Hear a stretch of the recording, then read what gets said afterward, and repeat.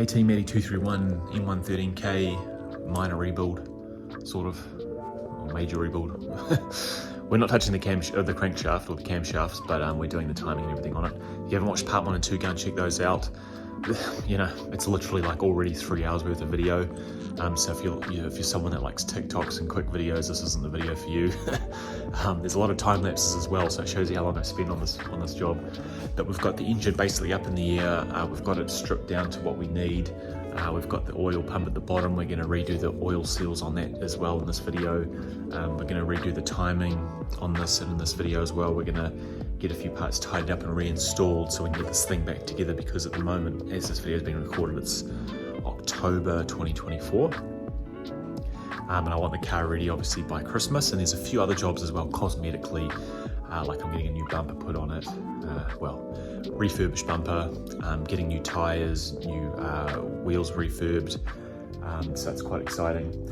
So I really want this ready for summer, which is the opposite for folks in the US or the Northern Hemisphere. You guys have winter. At Christmas we have summer, so we're in spring right now in October. So yeah, in this video we're going to crack into that right now, starting with the timing, getting the timing chain off.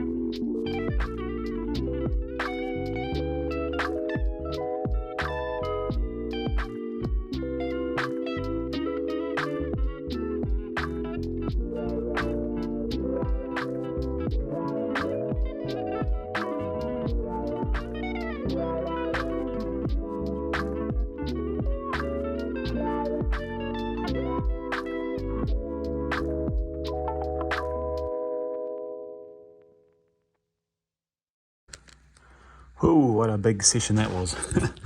Okay, so what do?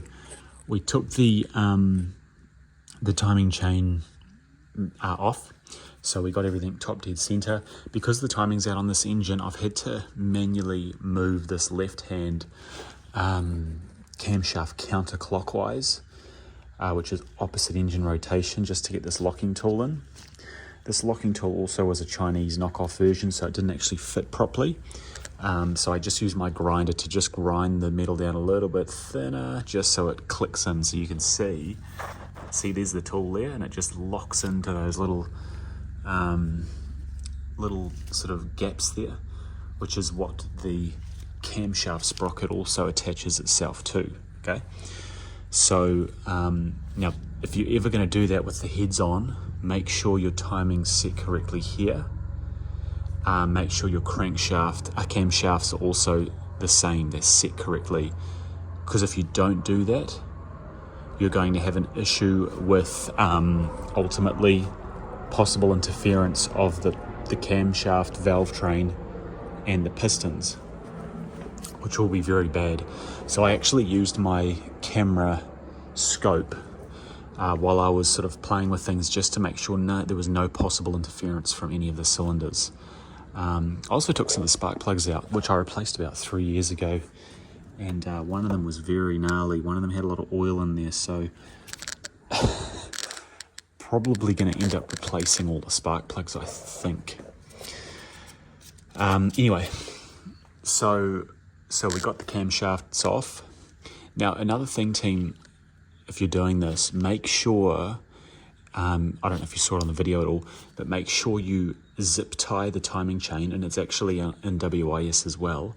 zip tie the timing chain to the sprocket, because when I took the tension off one of the tensioners here, and before I had the camshaft locking tool in, the valve train obviously has springs in it, so it sort of spring-loaded turned itself out of time, only by probably 20 or 30 degrees, so there's no interference again, as I say, but if I had the chain and the sprocket clamped to each other, then the sprocket couldn't skip some teeth.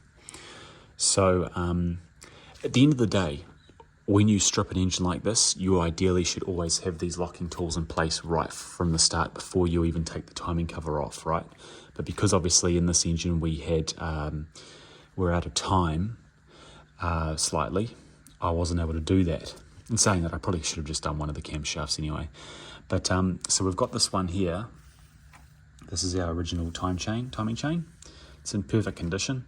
What I'm going to do is pull it off once I drop the oil pump off, because I don't actually have the tool yet to press the little pins out, the little riveting pins out of the chain itself. So I can't take it off by sliding it out and splitting it in half. So I just need to take the oil pump off, and then I can get this and the oil pump chain off as well. So yeah, as you would have seen, I got a drill out because I'm doing this with the heads on. Now, I need to obviously thank, there's someone on MB World forums who did this in 2021. It's a forum post replacing the timing chain guides with the heads on. So you would have seen all the guides, or 3 of the guides, stick deeply into the heads here. So these dowel pins don't allow you to pull the guides off. Oh, and it's starting to rain again. I'm going to cut this short probably. So basically I had to use my drill, as you saw, and my grinder to actually cut enough room to literally snap and pull the rails off around these pins before I removed them. So when we reinstall them, we're going to do it we're going to use this way I found on MB World. I'll go into it in detail later, but for now we've got the chain off, we've got the guides off, and and you've seen me just tidy up some of these gasket surfaces. So I just use something like this Team Gasket Stripper, spray it on. Be very careful. Remember, we've got the head gasket here that we're not replacing. Be very careful you don't get any gasket stripper on that head gasket. So just be careful you don't get that on there. Get it on here, let it sit, and then, as I say, I think I mentioned this before, this is one of the best tools ever for like $1. Then just go around and just scrape all the residue off, and use brake cleaner or even degreaser maybe, and just clean up the mating surfaces. There's a little bit of corrosion on this piece up here. Clean up those mating surfaces. Obviously we'll then respray it again just before we reseal the timing. Yeah, I've just spent some time tidying up that now. And yeah, now this gear here, team, this intermediate gear I think it's called, make sure when you undo it, you turn the bolt righty-tighty to loosen it. So it's not lefty-loosey, righty-tighty, it's righty-loosey, lefty-tighty. So it's basically a clockwise motion to undo this bolt. So it's a reverse thread is the more formal term for it. And then, yeah, as I say, this piece here is the little rubber seal that came off the back of that gear. And we also have the same thing on the crankshaft sprocket as well. We've got obviously these 3 rubber discs, and these ones are all pretty rock hard. So on reflection, I'm probably going to replace that gear as well, which is another like $300 US on FCP Euro. Maybe not, I don't know. At the end of the day, I'm replacing this one with a brand new sprocket, which I've already got on the shelf. And yeah, so with the oil pump chain, that's our oil pump tensioner. This one, mate, is in perfect condition. Like, all of these guides actually are in very good condition. This car's been very well looked after. Well, they're not in good condition anymore. I've butchered them. But, you know, nothing wrong with them. Like, literally nothing. Oh, actually, that's funny. just a little bit of missing stuff there, which isn't from me fiddling with it. Interesting. But yeah, very good condition. Usually you'll find there's cracks going through the middle of them, or the top pieces of the guide itself are missing. Whereas with all these are mint. Like these guides here are mint. Like, to be honest, don't even need to replace them. And if your timing chain hasn't stretched, guys, don't even replace it. Obviously, we're all likely going to have to replace our oil pump chain. Oil pump chain and tensioner, which I have on the shelf somewhere, but it might actually be in the box of E55 parts, so it might not actually be up anymore. But I'll show you the difference, because these are the springs that put the tension on, and obviously if they get loose enough, there's not enough pressure to stop the chain scratching against the timing cover, which is what this car had. So anyway, tidy that up. We've tidied that up. We're now going to take the oil pump out. We can get all these chains off, and then we're fully ready to go. And essentially, we're at the halfway point.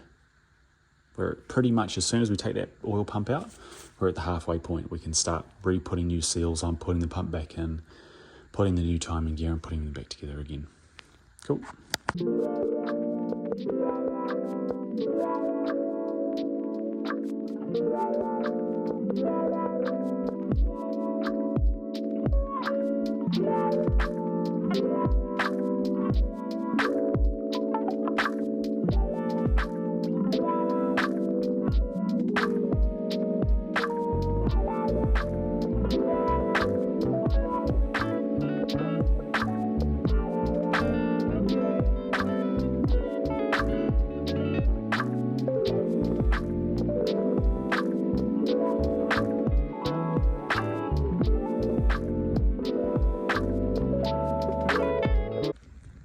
So team, this is the thread I was talking about before, where this guy, JC220, talks about basically doing the heads, doing the timing chain guides with the heads on. So there's the part there, the factory part. Here's my one, same thing. M8 thread on it. He's tried some different ways here, but in the end, basically,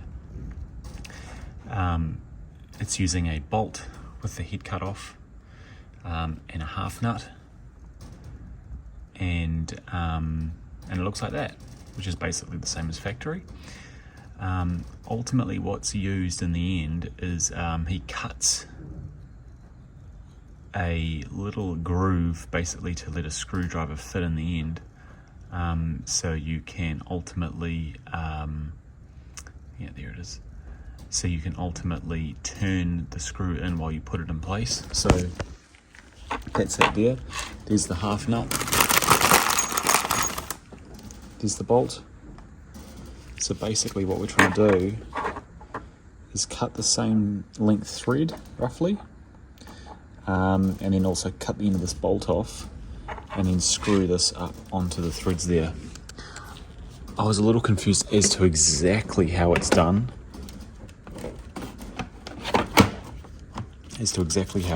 But I believe, yeah, we'll just test it. We'll cut one the right length and we'll just give it a go. So if we look down here, team, there's one of the holes there. So if we put our reset it to 0. If we put our caliper in there and measure it. Oh, well done, Matt. Turned it off as you were doing it. Well done. Not good doing things one-handed. So it's about 21 mil deep, the hole. We just check one other one over here as well, team. Yeah, 21 mil. So it's 21 mil deep. Okay, that's the hole. Now obviously you're going to have a bit of the end there not being fully tapped in. So if we just put y'all on the stand here. So 21 mil. So this thread's 15, so it's a little bit shorter. So So 21. Yeah, so basically, once we put this on here, we just want the same sort of length. So if this one's 16, 15, we'll call it. Yeah, we only want to cut off, team, a very small portion of the thread. Right, team, so extremely rough, but about 15 mils of thread. So I'm going to cut it just short there, and about 22 mils on this side. So I'm going to cut it just on the right of the vivid mark I've got there, and then we should be good to go. So not sure in reality how well it's going to cut, but I'm just going to test the first one. I'm not a engineer by any means, but yeah, just to confirm, these are M8 bolts here.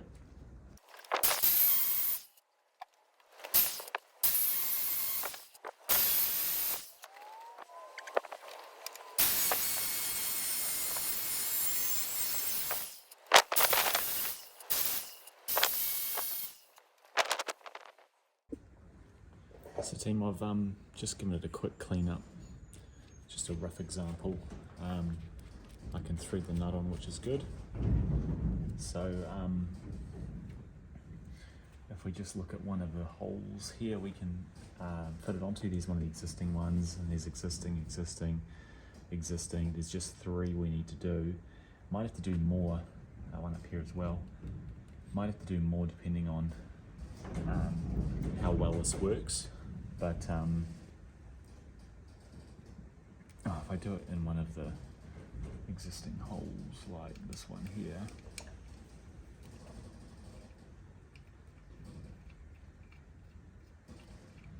so that screws on well, perfect. Bottoms out pretty fast, eh? And then I've got my I've got a bigger screwdriver than this, but this is the one I've got currently. So I can then just use this to twist this onto the block.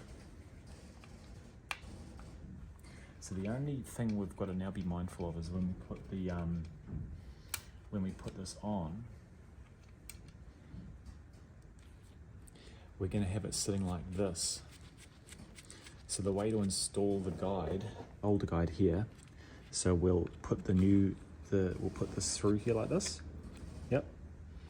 And then this will allow us, since this is flush, it'll allow us to then screw the new guide in this way, leaving just this protruding.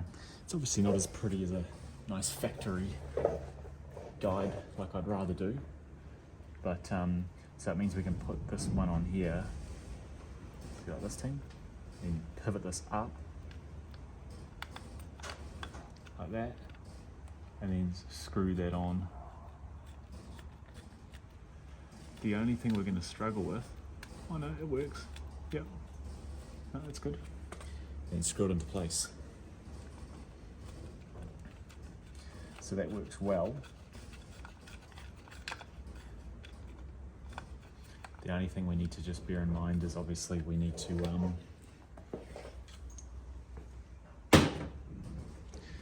make another two of these. I'll just try and clean up the tops a little bit with the grinder, and I'll try and do a nicer screw, get it more in the middle for the screwdriver place where you put your screwdriver, get it a bit deeper, and then when we install it, obviously we'll put a thread locker on this as well, and then once it is installed against the crankcase, I'm going to try and get a small wrench in there just to tighten this half nut against the case as best we can, just so it's really tight. Not that it can really come off or go anywhere, but we just want to make sure it stays there for good until we next open her up again, which hopefully won't be for, God, 10 years. Or possibly not that long, but anyway, yeah, so you get the idea. So I'm just going to make another 2 of those and then we'll continue. So team, voila, original and aftermarket fabricated one. Look at that, like what an amateur job that is. Terrible. My last one was better. Look at that one. I may as well have grinded the flipping edge off it. It'll do fine though. And finally this one, that was better. That was my last one. That was my best one, apart from the little ugly little miscut I got around the bottom there. The top's nice and flat, and the cuts in the middle for the screwdriver. So, but yeah, basically what we're going to do is we're going to screw them into the block, and then using this half nut, we can tighten it against the crankcase, and that, coupled with thread locker, will ensure they won't move out of their place. But I'm going to put that to the test. Actually, I am going to try just test fit them as well. I just test fit it before off camera with the large guide that goes right up through here, and thankfully we can reuse the existing guide to slot it on, then tilt it in before we screw the pin into that hole there on the block. Cool. So I'm gonna put these away, these 3 ones here. I'm gonna put these on the shelf as perfectly useful replacements if we or someone else ever needs them. And then we're going to lift the car up. I'm just going to get all the crap off the car here, and we're going to take the oil pump off finally, and we can then take the chain off as well, which will be cool. So let's get into that right now.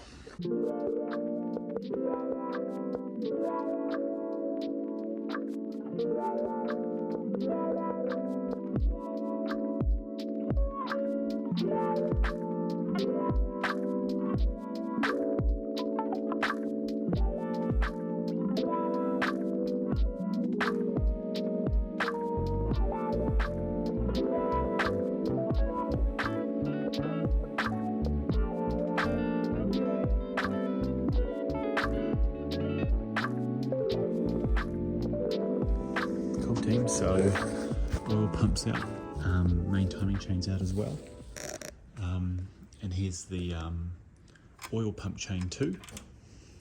The oil pump chain, I butchered this. I had an old bicycle chain press tool thing, and I thought it would just, I don't know, I thought it was universal, so I basically started pushing the pin out. You can see, so this thing sticking out's from a tool I had that ended up getting sheared off because it didn't go through. It's like wedged itself in here and I can't even get it out. It pushed the original pin out, which is this little thing here. It pushed it out perfectly. It's still mint, but the chain itself toasted it. Anyway, keen to measure this chain and also the main timing chain. Measure the see if there's any stretch. That'll tell us. We can do that in a sec. So now we've got the check valve. Now the check valve, if I'm not mistaken, this little sucker here will basically, yeah, there we go, will basically manage the, will basically stop the backflow of oil into the what do you call it, into the pan. So you can see here there's a little pushy thing at the bottom here. It's spring loaded. So basically when it's running, it's going to push oil through where my thumb is out to the top here and up into the block, which will come all the way up here, if I'm correct, to your oil filter housing. And then when you turn the engine off, the oil sits back on this, but it can't go back down this way, can't come back down. So we obviously do not want to forget to put the oil check valve back in. Got a brand new one, which is good. This one, to be honest, is probably fine as well. But it's just cheap peace of mind to replace it, obviously. So, interesting design. It's got like a bit of a bow, see there? Like it sort of comes in and then bows up. Weird. I'll put that in there with our little random bits and pieces that we're replacing. That was my rubbish bin, but I'll actually just chuck that guide back in there just so we've got reference to what we've taken off so we know what we're replacing. And then yeah, you've obviously got your main gear here, your main crankshaft drive gear, which yeah, I want to replace that ideally, but I don't know if I can be bothered now. Yeah, cool. So we need to clean up. We've obviously cleaned up the front timing covering. Need to go over it again with a bit of brake cleaner and a bit more elbow grease. Need to clean up the bottom pan here as well. Again, there's a bit of gasket material, but yeah, a bit of degreaser, a bit of brake cleaner, clean the surface up mint. Our pans are getting vapor blasted currently, so we'll get them back shortly. And then we've got obviously our oil pump here. So it's obviously a design that has a scavenger system in it.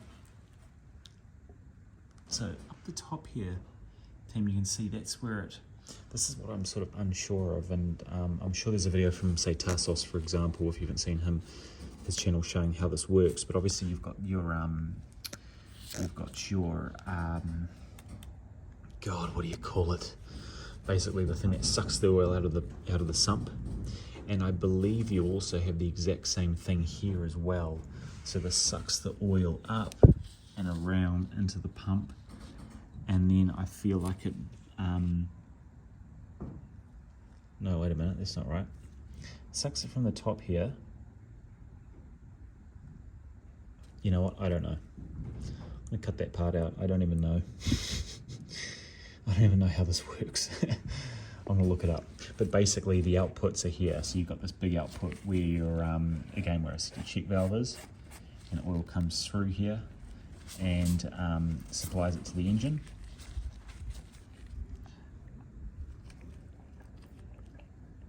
Yeah, so when I move it, you can hear it glugging and glugging and glugging and glugging.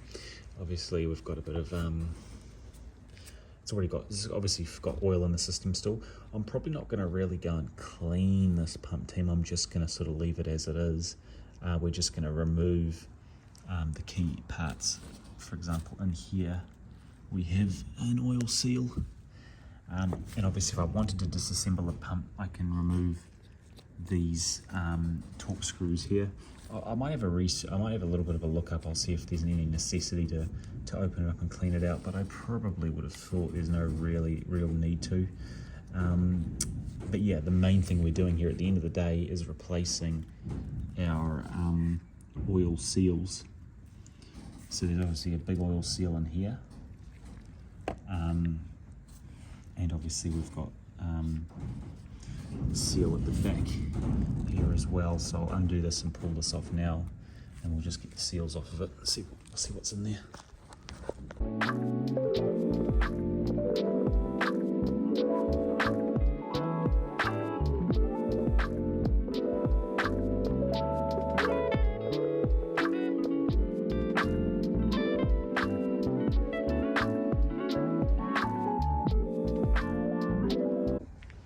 So team, here's one of our apparently lethal oil O-rings from the oil pump. I feel like there's more O-rings. This is obviously the main one that connects to the sort of scavenger pipes, and it is hard. It is actually hard. I thought it was going to be soft. I thought, oh, it'll probably be soft, it'll be fine. But no, this is a hard O-ring. So even though the rest of the engine's pretty mint and clear, so actually there you go, you can see it. It's got a bit of flex in it, but it's definitely not spongy and soft like it's supposed to be. If I pushed hard enough, I bet you it would sort of crack. So yeah, glad we're doing this job. You can hear me tapping on it. It's sort of the consistency of like a watch, like a plastic watch strap. Like it's quite thick and dense, but still a little bit rubbery. So we're going to replace that. We've already got brand new O-rings to replace it with. So right guys, just going to show you the chains in a sec. But firstly, check valve. There's my new check valve here, team. So it actually has a rubbery seal around the top of it here. See? Whereas the one I pulled out of the car, it's like a deformed. See this part here? That's the rubber, and it's actually hard. That's why originally I was like, why is it shaped like this? But actually, this is bad, guys. Look at it. Look how bad it is. It's supposed to be a symmetrical rubber seal like this one, and it's like cooked. And this one's actually hard. Like, yeah, like only just able to squeeze it. So that's definitely toast. So goodbye, goodbye, goodbye, goodbye. And when I say goodbye, I mean goodbye to that check valve and a goodbye to get a new one. So we've got that.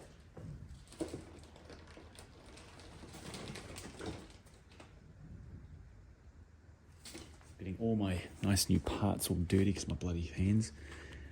Spring team, there's the old spring. I don't personally think there'd be any more springiness or less springiness in it. They're literally in the same position already. What we are going to do is when we get the case back from the timing case back, I am going to use my Dremel just to smoothen out where the chain's been rubbing.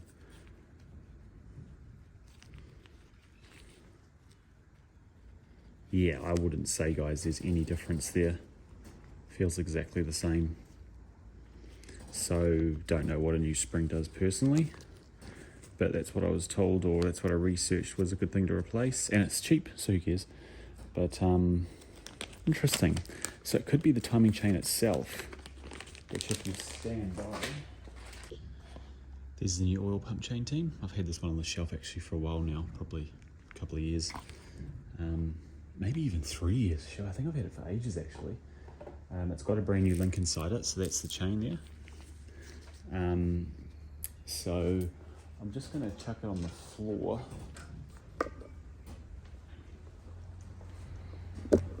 Sorry guys, my floor is really dirty. So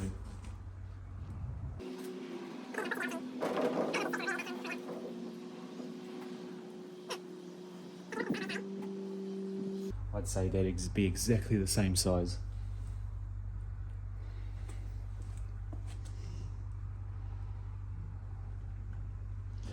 Or maybe not. The top one does have a little more play in it, as you can see. It'll be very, very minor, if anything. Yeah. What do you guys think? I don't know if it's any different, to be honest. Before we put the new chain in, we will just lightly sort of oil it before we install it. Or sorry, as we install it. For now it can stay in its box. And as for the new chain, let me just grab that and set that up, and we'll see if we can see any obvious stretch. There should be more obvious in this one because it's so long. So let's line that up quickly. Okay.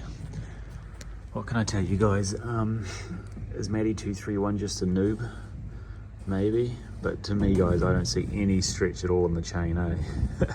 I know stretch is only millimeters. But, you know, that's pretty much lined up there. God, this flipping wind. Jeez. The chain's lined up pretty well there. And, yeah. You tell me, there's no stretch in there in my view. If anything, this is more stretch than that one, but obviously it's not. Have we just wasted $100 on a new chain? I don't know. I've got a brand new tensioner. Brand new chain tensioner. Buried in there somewhere now. Oh, buried over there actually. Brand new chain tensioner. I felt the tension between the two chains, the two tensioners. They were strong. Our guides were fine.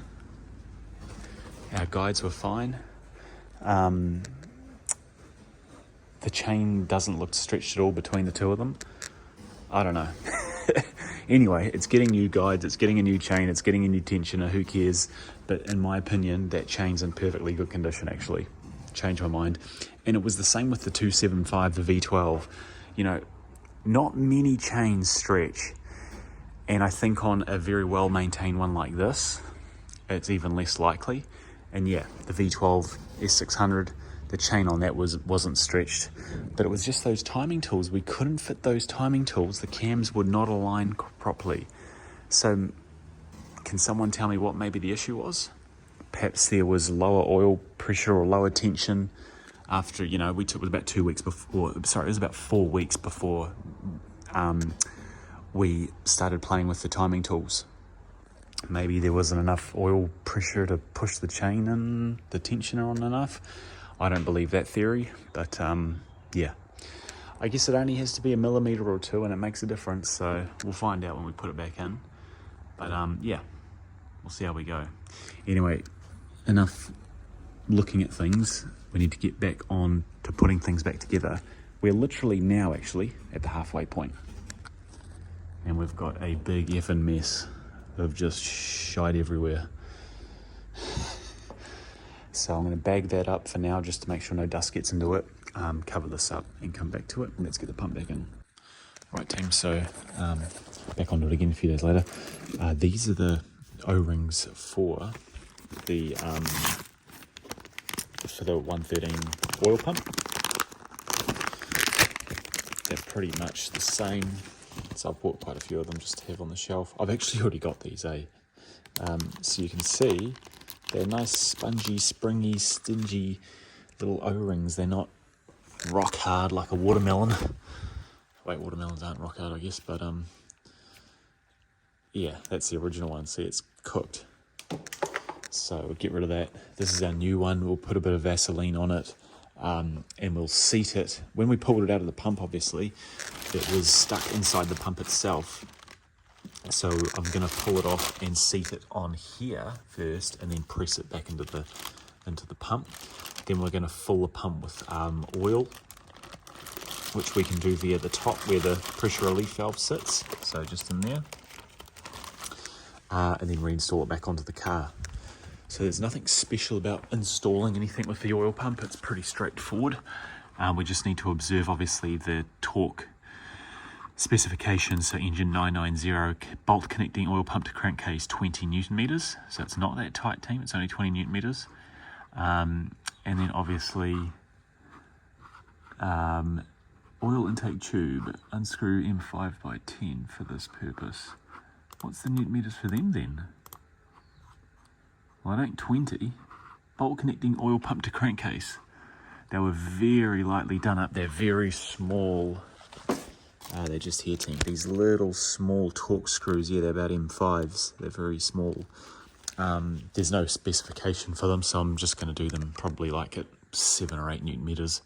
They were very easy to twist off. So, but yeah, 20 Newton meters for these main bolts here. These main sort of hardened steel carbon bolts, whatever they call them. So yeah. So I'm going to take that off and yeah, reinstall it. Obviously we've got this bolt at the back here as well. I've already cleaned this port up, so that's fine. We're basically good to install the check valve and get the pump back into place. I'm not going to bother, team. I'm not going to bother replacing, you know, this is a terrible workspace I've got set up. I just, when it's all clean, when I'm not working on anything, it's nice, but in this situation it's just fucking messy as. But yeah, I was gonna just try quickly and remove the strainer and just get rid of any gunk that's inside it, but yeah, see how we go. I might just spray the pump with a bit of brake cleaner as well and get it put away.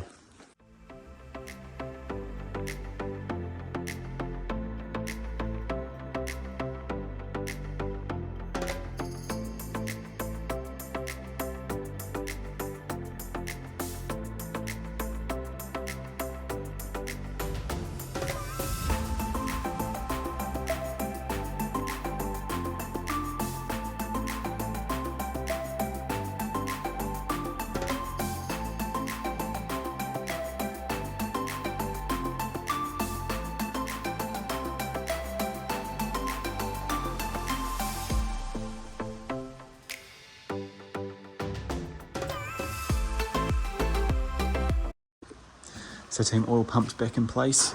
I did clean it up a little bit.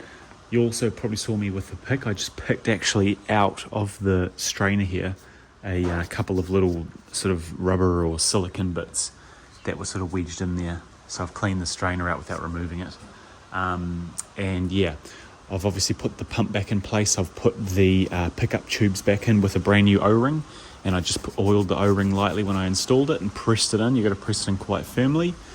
And then you just got to carefully make sure that the pump seals correctly to the check valve, and that was pretty much it. So all I'm going to do now is just clean up with some brake cleaner. The mating surface is heating. It's probably going to get oily again anyway, but just clean it so that I only have to give it a quick sort of clean when we reinstall the bottom oil pan. But yeah, other than that, that's good progress. I'm pretty happy with that, so let's continue.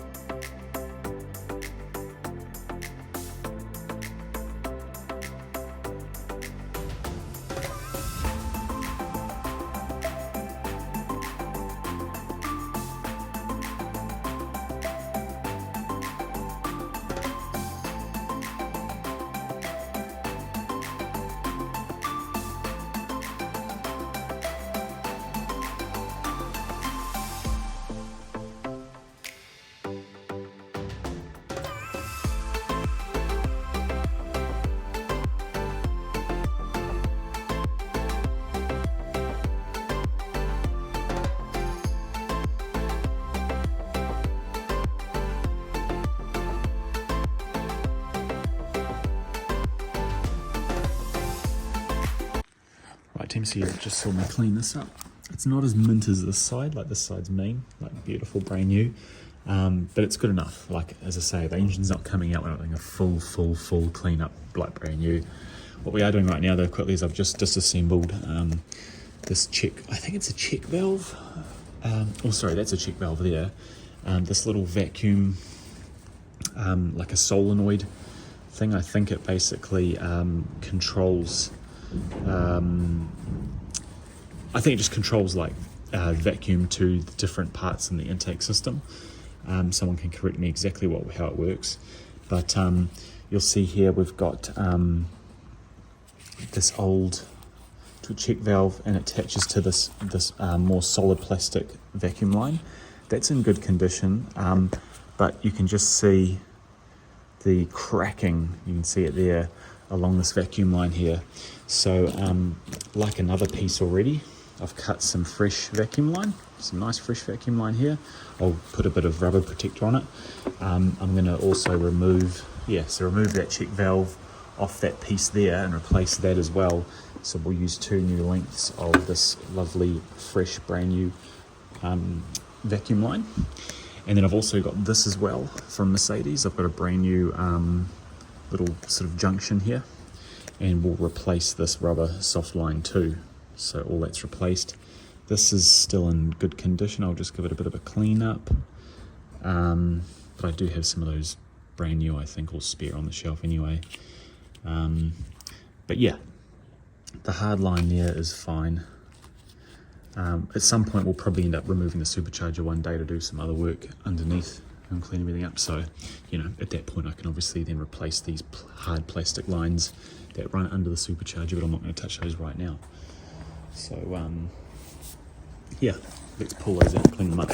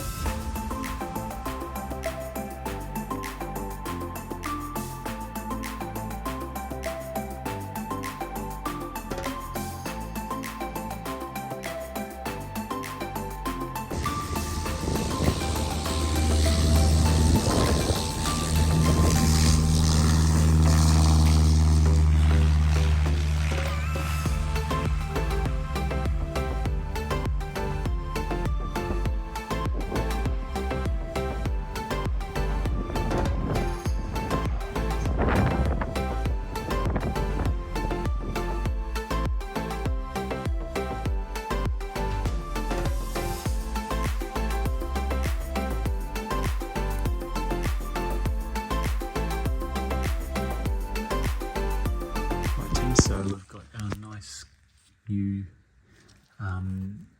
genuine little junction vacuum line here. This part alone was like 10 US, 12 US dollars, like 20 bucks. Like a 10-cent piece of rubber. These are new rubber lines here. Cleaned up this return valve and tested it. New rubber lines here as well, new vacuum lines. Just down to that little bit there, which connects to the air injection pump. Cool, so excitingly team, we've got our parts back from the shop. They've been vapor blasted, and they're like brand new. Obviously they're not perfect, you know, there's still little bits here and there, but literally they're like brand new. They look mint, perfect. Like, you know, we've cleaned that up with the brake cleaner. It's going to look really nice when everything's back together.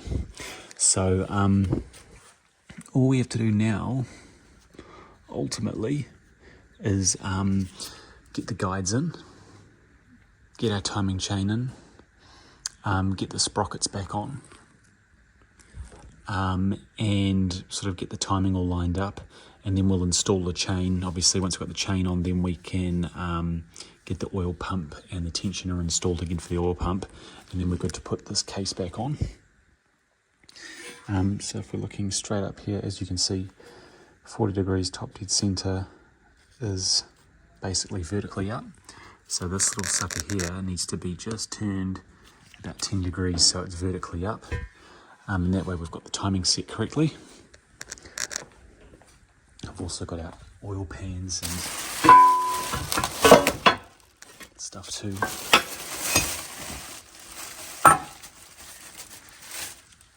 All this stuff's come out really well. Really stoked. Nice and clean and fresh. So yeah, harmonic balances here. 40 degrees there. As you can see, it lines up pretty much spot on with the 40 degree mark, which then corresponds obviously to that little woodruff key on the crank there. So let's get that put back on.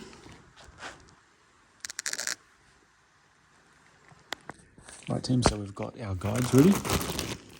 Here's our upper guides that go up the top here, and they face inwards like this. So this one goes in here and the other one's facing inwards. And then we've got our tensioner guide, which I believe is this one. So it's just got the one pin there that it sits on, and then the tensioner on the timing cover presses into it to tense the chain up. And then we've got our opposite one, which goes on the other side there, right? Now with the guides team, you don't have to, but I did it on my V12, and I'm going to do it on this one. I am going to put some assembly grease on the slides, especially because we have a brand new chain. They are just naturally less, they'll naturally have a little more friction on them,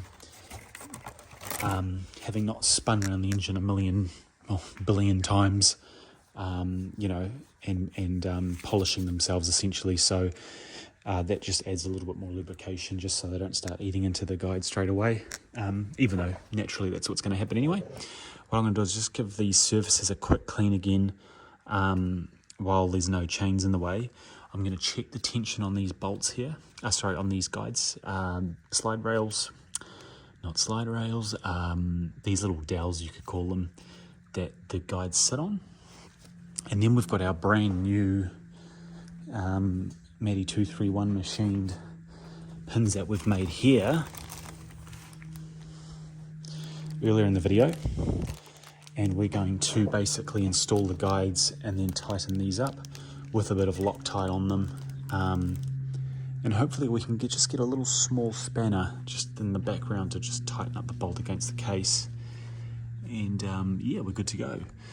We also need to put the sprockets back in. I probably won't do that to the end, and then we'll route the chain through the engine there. And yeah, I've just off camera put the harmonic balancer, or the crank pulley, I think is the proper word for it, back on, lined it up with this woodruff key here, and also compared it to the vertical line on the timing cover. so I can confidently say I've got this lined up. And you can also coincidentally see there's these little etched or machined lines, and this one points straight down. The woodruff key's just slightly left a few degrees, which is interesting, so it's not exactly in a line with the 40-degree mark on the cover. So we're going to basically get everything timed up, put the chain on. Before we put the cover on, we'll rotate the engine a few times, and we'll use some zip ties to put the engine under tension because we don't want the engine skipping any teeth, just to make sure we can verify the timing is actually correct before we go and reseal everything and make a mess. So let's get this quickly, little quick clean again, and get the guides on.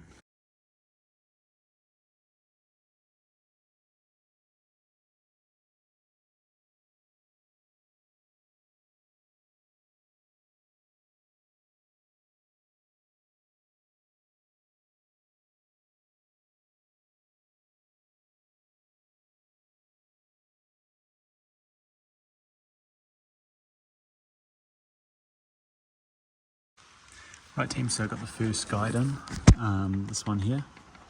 Hopefully I don't have to take it off again because I'm not getting it off. So basically I screwed in this here. First I used the flathead. This one's a terrible example, that one was a better one, and I think the one down there was my nicest one, but you can see my little flathead thing's not even straight down the middle. But anyway, we screwed it in right down to the nut touching the finish of the thread on this bolt. Then what we did is we tightened, using a spanner, tightened the nut clockwise, so just righty-tighty, against the timing cover case, and in theory that should lock that in place. And we've got our Loctite on there. I've got the red Loctite, which is the medium strength as well. So and even if it does come loose, team, it ain't going anywhere. It's only going to hit the timing cover.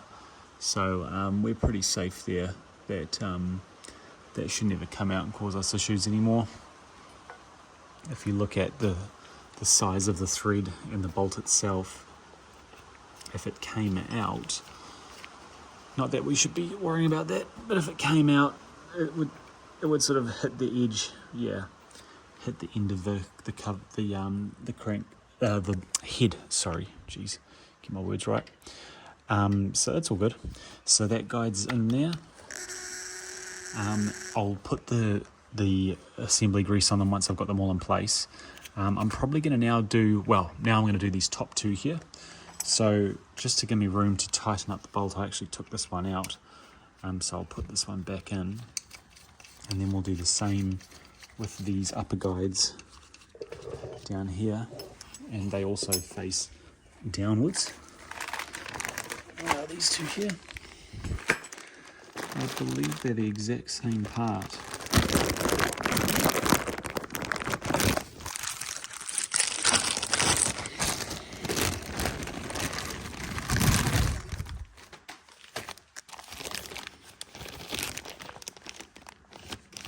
O520116. 0116. These ones are from September 2019, so they're already 4 years old. These are already 4 years old, these ones. The guide there had an old school bag, the old branded bag, this one here, 2019. Obviously this is the sort of more classic label you get on the bags. Obviously I'm very observant of things like that.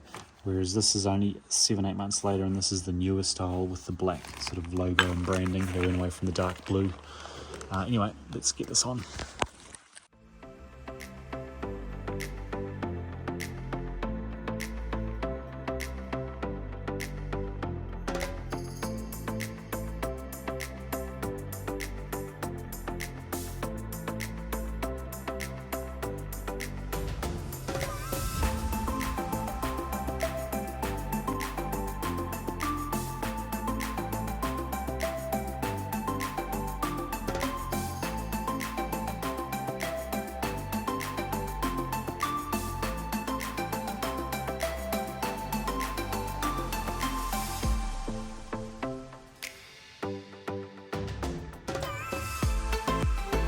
cool team. So guides are in. So we've got our custom one there, custom one there. This one I cut just a little short. It's about 2 millimeters too short. But again, I'm not worrying about it. It'll be fine. It doesn't move. It just sits there. And our other one there, that was the worst one. No, actually, that was the worst one. That's just like a total flippin' amateur hour job. Like, looks like a 2-year-old did it. But yeah, so we've put the chain through, team. So I think we've got it pretty bloody accurate already, to be honest. I might be wrong, but I feel like we've got it pretty good. So you can see we've got the bronze tab there, right? Okay. Then we've threaded the chain. You saw me drag the chain up through this guide. I still need to chuck a bit of lube in there, so I'm gonna do that just about in a sec. We've put the chain onto the camshaft, line that one up there, the little triangle on the cam gear, and then you saw me pull the cam gear out again, just because this gets in the way, so it makes it hard to slide the chain in, so you have to pull the gear off. Then you can slide this back through, right? Then we've got our new intermediate gear here. Again, the little copper color chain link. It's right in the middle where it should be. And we basically crimp the chain here, right? So that's there, that's there. I'm gonna put this one on now, and hopefully this one here, this little copper tab there, lines up with the Bank 2 sprocket. And if it does, then I'm pretty much like confident we've got the timing correct. The only thing would only be is if I've gotten this off slightly. And if I've gotten it off, it'll only be by 1 tooth. I think we're fine though. I don't think I'm off. I think it'll be perfect. But we'll, fast forwarding from now, once we've got it all together, we've got the tension on the chain here, and we've got it crimped, then we'll rotate the engine fully and we'll scope the cylinders and just make sure everything's in alignment properly. And then we'll continue with putting the cover on. But yeah, making progress, test fitting the chain.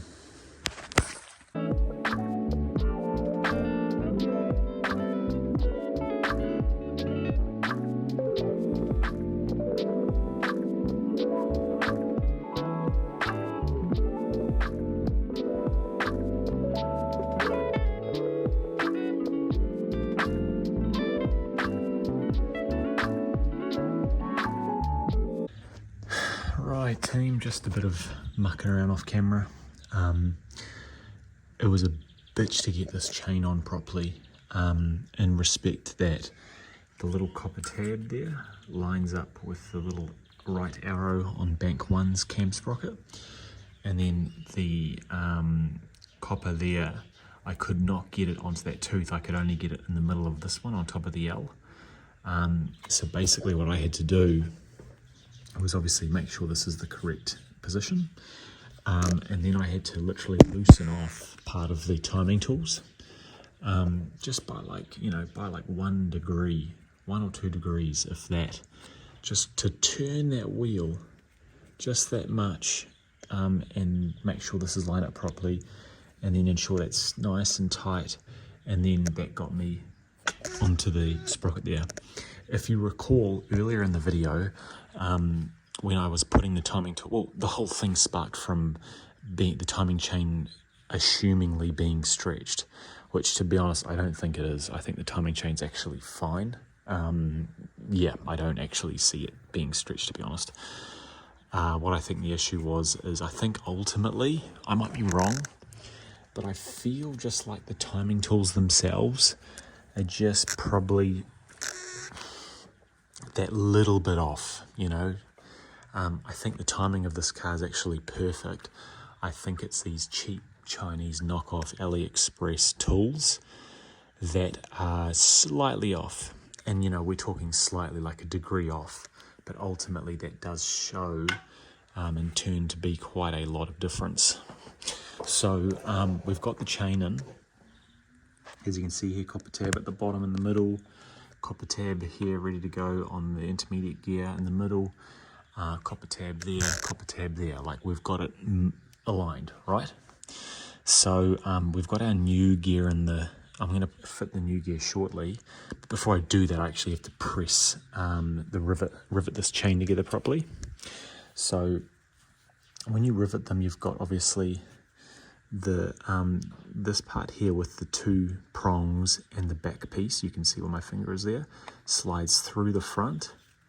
And then I believe, before anything else, you have this thicker, it's slightly thicker than this one.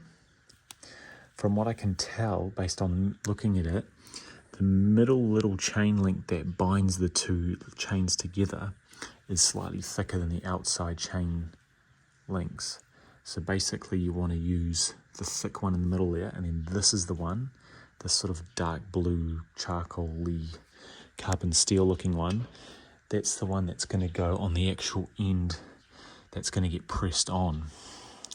So yeah, before I do that, obviously, before I install this gear, I'll get my tool that I've got to go pick up from my office, and then we can press this chain together, then we can fit our gear, then we've got the timing put back together, okay? And then I can undo these timing tools, and then we can spin the engine a few times and just make sure it's all correct, which I'm dead set sure it's all perfect. The only possible thing that could be wrong on this, which would be a bit of a pain in the ass, would be if this here is one tooth out, you know, like one jump of tooth out. I highly doubt it is, but you know, that's pretty much the only thing that could be wrong, which again I doubt. So I think we're all good. What I do need to do actually, and I'll probably do it off camera because it's not that fun or interesting, this little worm screw here, team, is where the supercharger oil is stored. And I actually replaced the oil on this about 3 years ago. It was a asshole of a job as well, just because it's so hard to get to.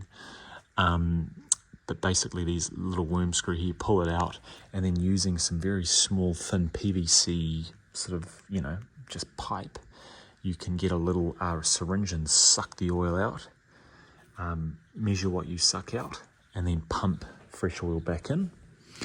I don't even know if I have it anymore. It was aviation oil. It was special aviation oil. I think it's actually for turbine jet engines. There it is. Mobile jet oil 2, synthetic jet oil. This is literally engine oil they put into airplanes, into jet engines. I'm not an expert. I am a training pilot. Obviously not a jet pilot, far from that. But I believe that's what they use on jet engines, like your CFM engines on Airbus A320s. It'll be the same oil for all of them, 777s, A330s, A380s, I imagine. So it's a synthetic jet oil. Because obviously a jet engine turns at such high RPM, obviously if you know about jet engines, N1 and N2 stage turbines, the N2 turbine where the combustion happens spins at extremely high rate of RPM. I think it's like tens of thousands. So just like the supercharger here, I think this supercharger spins at, I believe it's over 10,000 RPM. So obviously it's sort of in a way like a jet engine. So it's got lovely smelly oil that I'll be actually interested to see how clean it is. It could be very dirty, it could be pretty clean because I only did it a few years ago. But anyway, I'm going to keep working on just test fitting this link, and we're going to continue.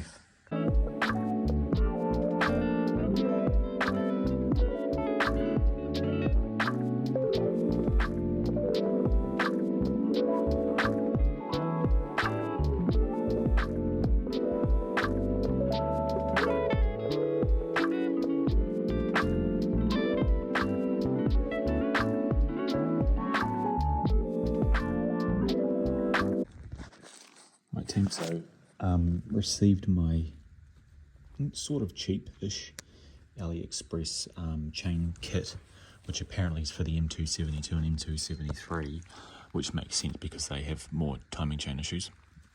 But yeah, don't even know what the hell I'm doing, to be honest, but I've sort of figured it out. So you've got this attachment here, that basically, if you can see on the other kit there, you can see the link goes into that.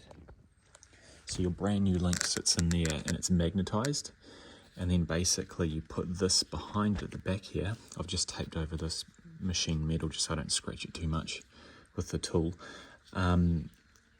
Slide the chain into the sort of tool cutout here, and then basically you're just sort of tightening up this against this, and it's pressing that new chain thingy onto the chain bit. So I haven't done it too tight. Like, I've done it tight but not too tight because I just want to double check that that we're not pressing it on too much, because I guess you could also damage or make the chain too tight. I've probably stuffed it up, but anyway. Oh yeah, no, that's all right. Yep. But yeah, so there we go. There's the link. Yeah, that's fine. That's all good. Yeah, I can see you don't want to push it on too much. If anything, maybe I've pushed it on like literally like like a tenth of an inch, maybe a little too far. But basically, like anything, when you're using a tool, yeah, it's fine. It's good as gold. Cool, perfect. When you're using a tool, you know, when it bottoms out, stop there. Don't keep tightening it. Cool. So there's that piece there, guys. So you can see that. And then this here, you probably don't need it really. This is just like a sort of a slide thing that the chain rests in, and then you're just tightening it up and pressing it on like so.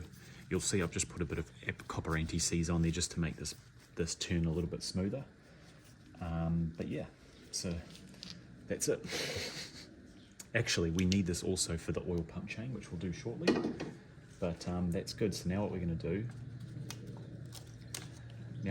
team, is I'm going to test spinning the engine. I'm going to test spinning the engine.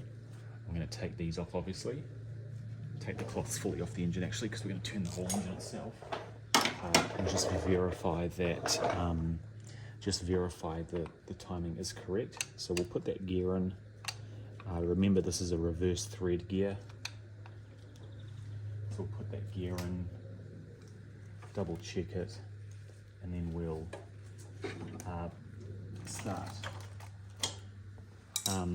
putting our oil chain on. We'll press that together as well, and then we're pretty much ready to seal everything up, which is exciting. So yeah, let's get into it. So team, before we get into it, here's our new guide wheel. Interestingly enough, it's an M275 part number, which is weird.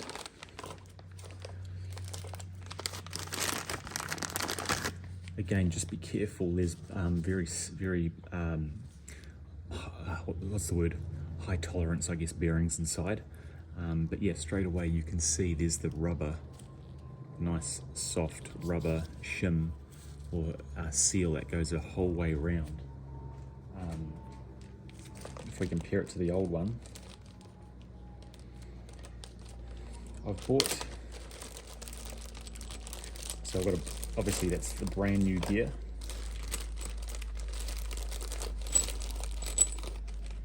And here's the old one.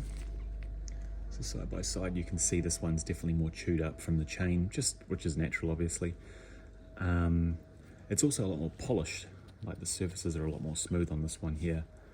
But yeah, the old part number and the new part number, 275 050 0103. Just want to verify it's the same exact number of teeth as well. Not that it really matters. But yeah, so the smoothness of the inside of here is fine. It's obviously got a little groove in there for the oil to seep in through the guide pin, which is this little one here. So you do see that there is actually an oil supply on the timing cover there. There's a little groove where the oil comes in through this hole there and lubricates that spinning wheel. But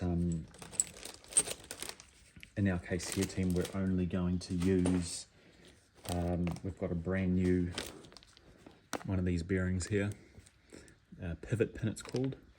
To be honest, like, you know, it's not really something I should bother replacing. Like, there's nothing wrong with the one that's in the car already. It's just the wheel that you want to replace. There's no scoring on the old one. But anyway, we'll reinstall this. So this one's our new one. Just be careful you don't drop it or anything, guys, because we don't want to scratch anything. I'm just going to put a bit of assembly grease on it and leave it there for now. Bit of assembly grease, slide it in, and we're good to go.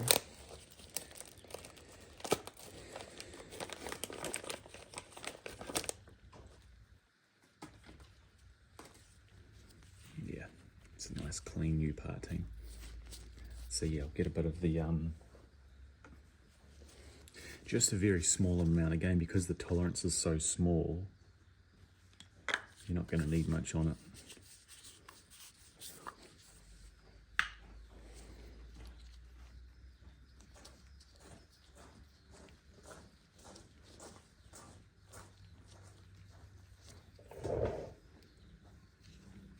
Now, if I'm not mistaken, do the same on, it's obviously going to slide straight onto this anyway.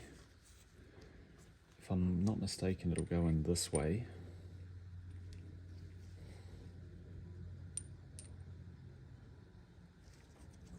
There we go. Yeah, very, very fine, fine room to go in. And then I'm just going to use the existing gear, or existing bolt here.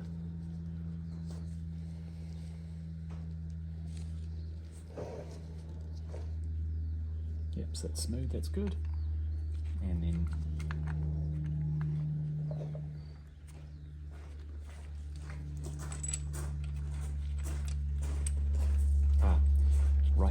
lefty tighty on this one, remember?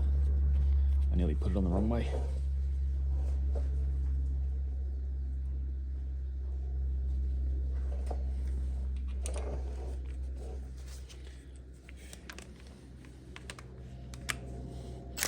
Try not to use a big tool like this, but if you're just gentle with it, it'll be fine.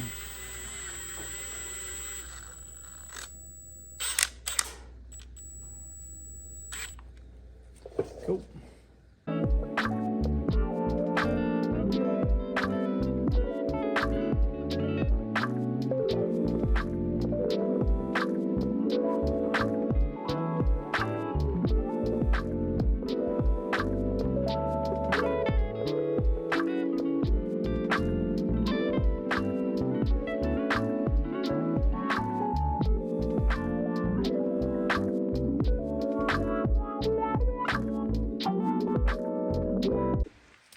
Cool, team. So tools are off, chains in the rails properly. I should have lubed the rails when I put them in, and I didn't before I put the chain in. So I've just put a bit of the oil on the I've just put bits of oil on the chains here. It doesn't matter, we're only going to spin it a few times. Just make sure everything's clear again, all the marks line up. We're going clockwise, obviously.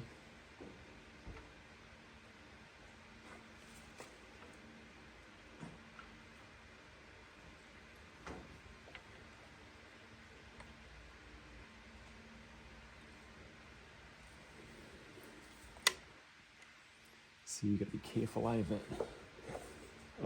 Even if I turn the chain back slightly, Tim, you can see how quickly it loses tension, eh?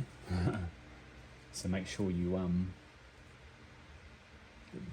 you just be mindful that it's tight.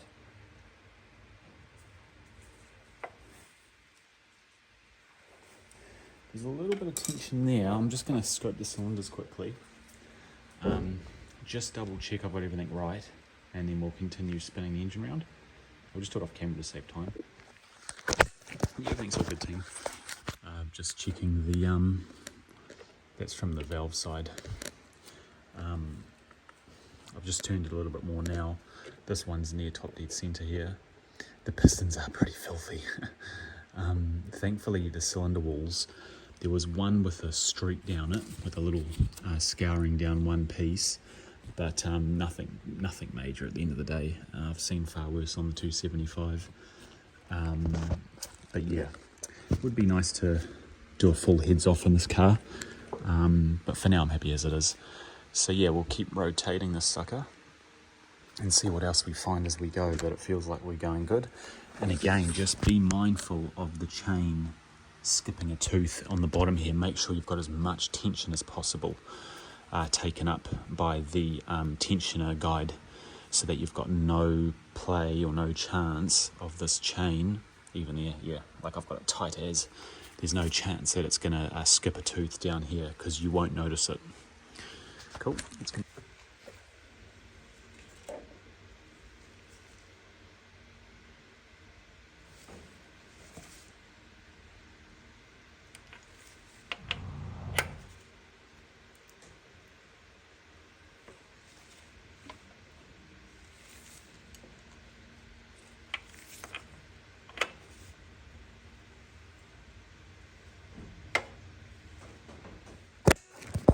So team, you'll see as you spin it, like I'm back to top dead center 40 degrees now, you'll see that these start getting offset from the copper one. There's my pressed on link. So you can see that's nice and snug on there, that's perfect. And again, we're offset by 2 on this one here from here, and we're offset by 2 from this one from here. So that's the bottom there. So it's all keeping in timing, which is good. It spun the whole way around perfectly. I'm just going to give it a few more rotations, and then just, well, yeah, I guess double check, but it's pretty clear that it's fine. Torquing this down, team, to 58 Newton meters on the 113.990, which is this engine specifically. Some of them have different torques, but the 113K with the 113.990 engine is 58 Newton meters. And remember, it's reverse threaded, so make sure that you tighten it this way, anti-clockwise, to 58 Newton meters. Yeah, cool. Okay, move on to this. Right, team, we're going to take some of these bolts, all the ones that are equal size for now, because it doesn't really matter where they go. We're going to chuck them into our little parts cleaner here. So I've just got a bit of floor cleaner, and then you turn the sucker on here and it just spins around and cleans everything out. So while I'm talking the guide wheel down, I'm just going to do that. As I say, we've just been spinning the engine, the timing's perfect. Spun it probably 7 or 8 times, and tested the timing tools again. They're inserted fine, so we're good to go. Perfect. So yeah, I'm just going to take these dirty ones out. Sorry, they're all dirty. Take the ones out that are clearly the same length, as I say, and put them in first, and then we'll do the other ones separately, just so we don't get everything mixed up. Jesus. Okay.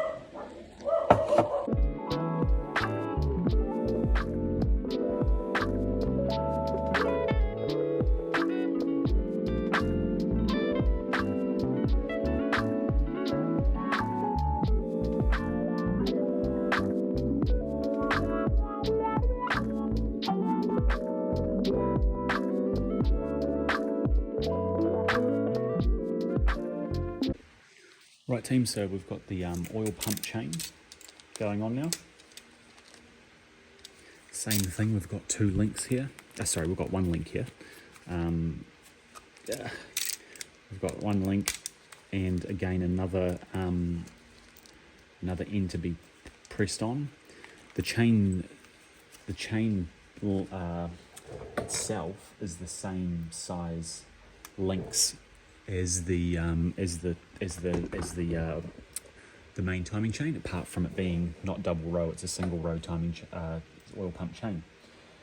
So again, all we're doing, we've torqued all of these down back, as you would have seen earlier in the video.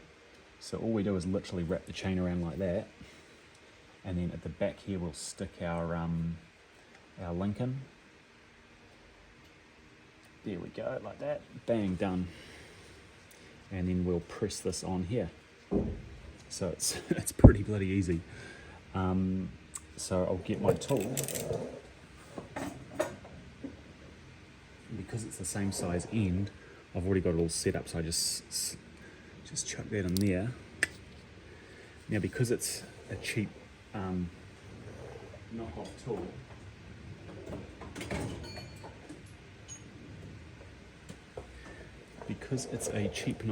and I keep misplacing everything, it's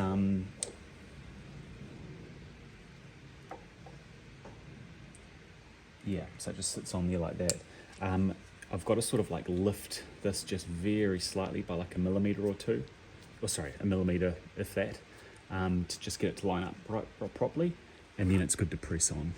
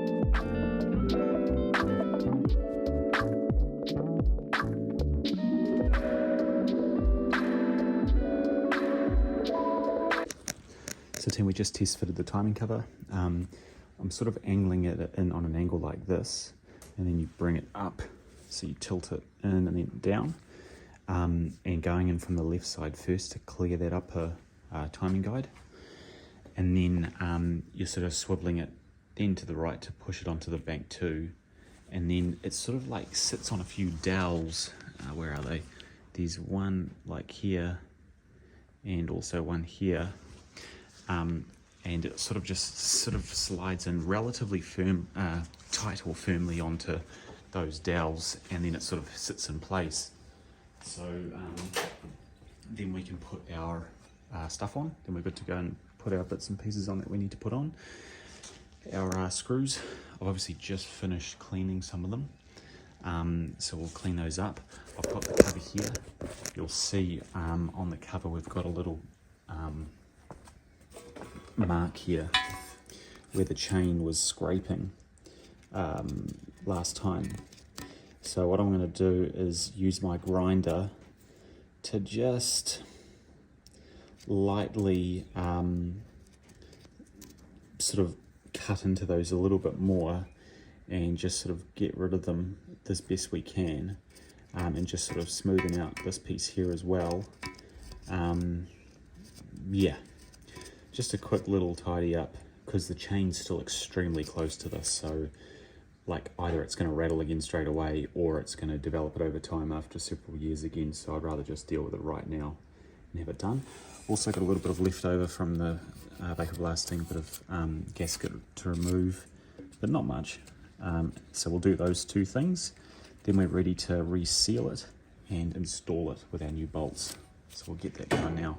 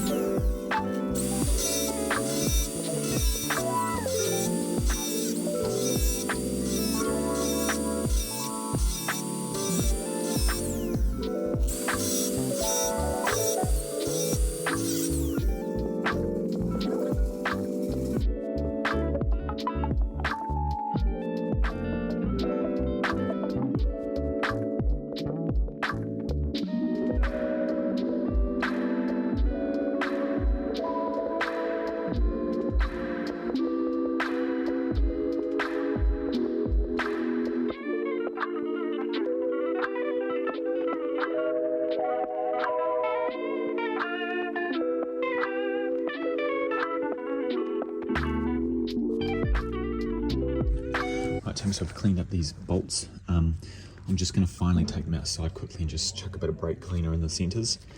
But I'm happy with them. They look a little bit dirty still because they're sitting on this dirty cardboard cover, but I think they'll be pretty good when they're on the new timing case. We'll just maybe give them a polish up when they're installed. But again, you'll never see it, but still it needs to look good. So here's the guide team on how to put the cover back on. So 113.990. Remove timing seal cover, apply timing sealant, specified surface with a height and width of 2 millimeters plus or minus 5.5 of a mil. The sealant must be processed within 10 minutes. Crikey, okay. It's probably going to be the quickest one we're going to have to do. Install new timing case cover sealing rings. Yes, so I need to check that now actually. Make sure I have them. I hope I bloody do. I'll be pissed off if I don't. And yeah, clean the surface with brake cleaner. Or Loctite or whatever they ask for, but I don't do that, I just use brake cleaner. And then install in reverse order, and then the bolts, engine 113.990, 20 Newton meters. So timing case cover to cylinder crankcase, so all of our main bolts here are 20 Newton meters of torque. Cylinder crankcase, timing case to cover, crankcase ventilation on cylinder head cover. So that's the little aluminium bolts on the covers. Don't worry about that right now. Crankcase ventilation, cylinder head cover. No, don't worry about that. Cylinder crankcase, timing case cover, and cover. Let's go to cylinder crankcase, timing case cover. Yeah, I don't actually know what this means. Thread pre-tapped.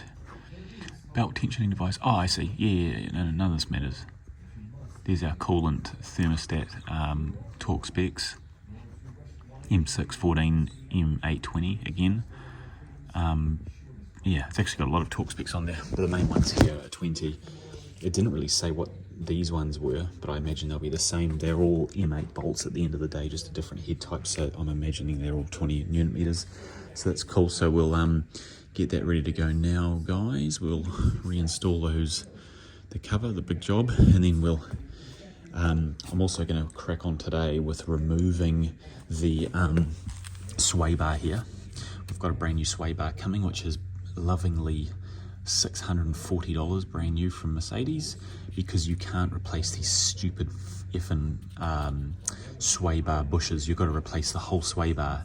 You can try replace it without replacing the bar itself, but in reality you can still have issues with creaking and clunking. So I don't know, I'm going to keep the sway bar on hand because I've got a noise on my 211 driving over bumps. If this doesn't fix it, then I'm going to assume this sway bar is still okay, so I'll keep it as a spare.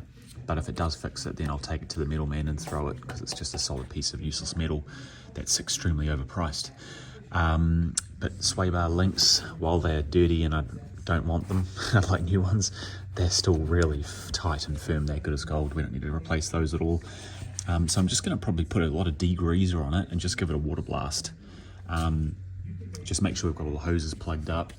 But yeah, give it a good water blast. Then I'm just going to simply replace the O-rings in here.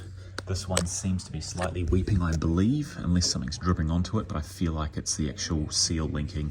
So I've got some seals already, replace those seals, just clean up the hoses, just give the actual carry or the subframe a good clean up these here, so we can then put it on the lift once we've got the oil pans back on and put it back into the car all clean and tidy.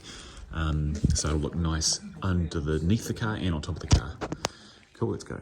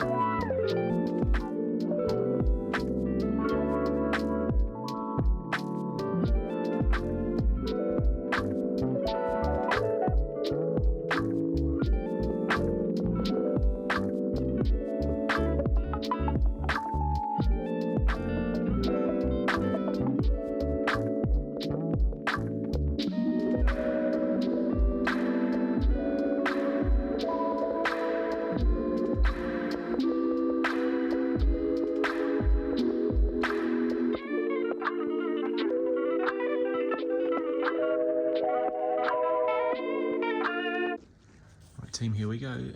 We're good to go. Both surfaces have been cleaned. Seals are in place. I've put them in first because I think it's going to be harder to put them in after the fact. So I've put them in first, and I'm going to time lapse this, and then we're going to video putting the cover on. But yeah, I've got 10 minutes literally to do this. I don't know how I'm going to do it, but because there's spots we can't cover, we don't seal this, we don't seal this, and we don't seal this piece here. But everything else we do around it and stuff, so just got to be careful of that. And got to put seal around this effing thing.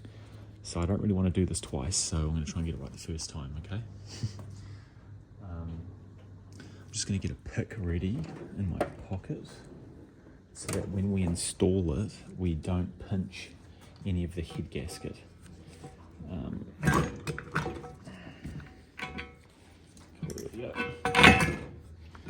There we go. And I've got my computer.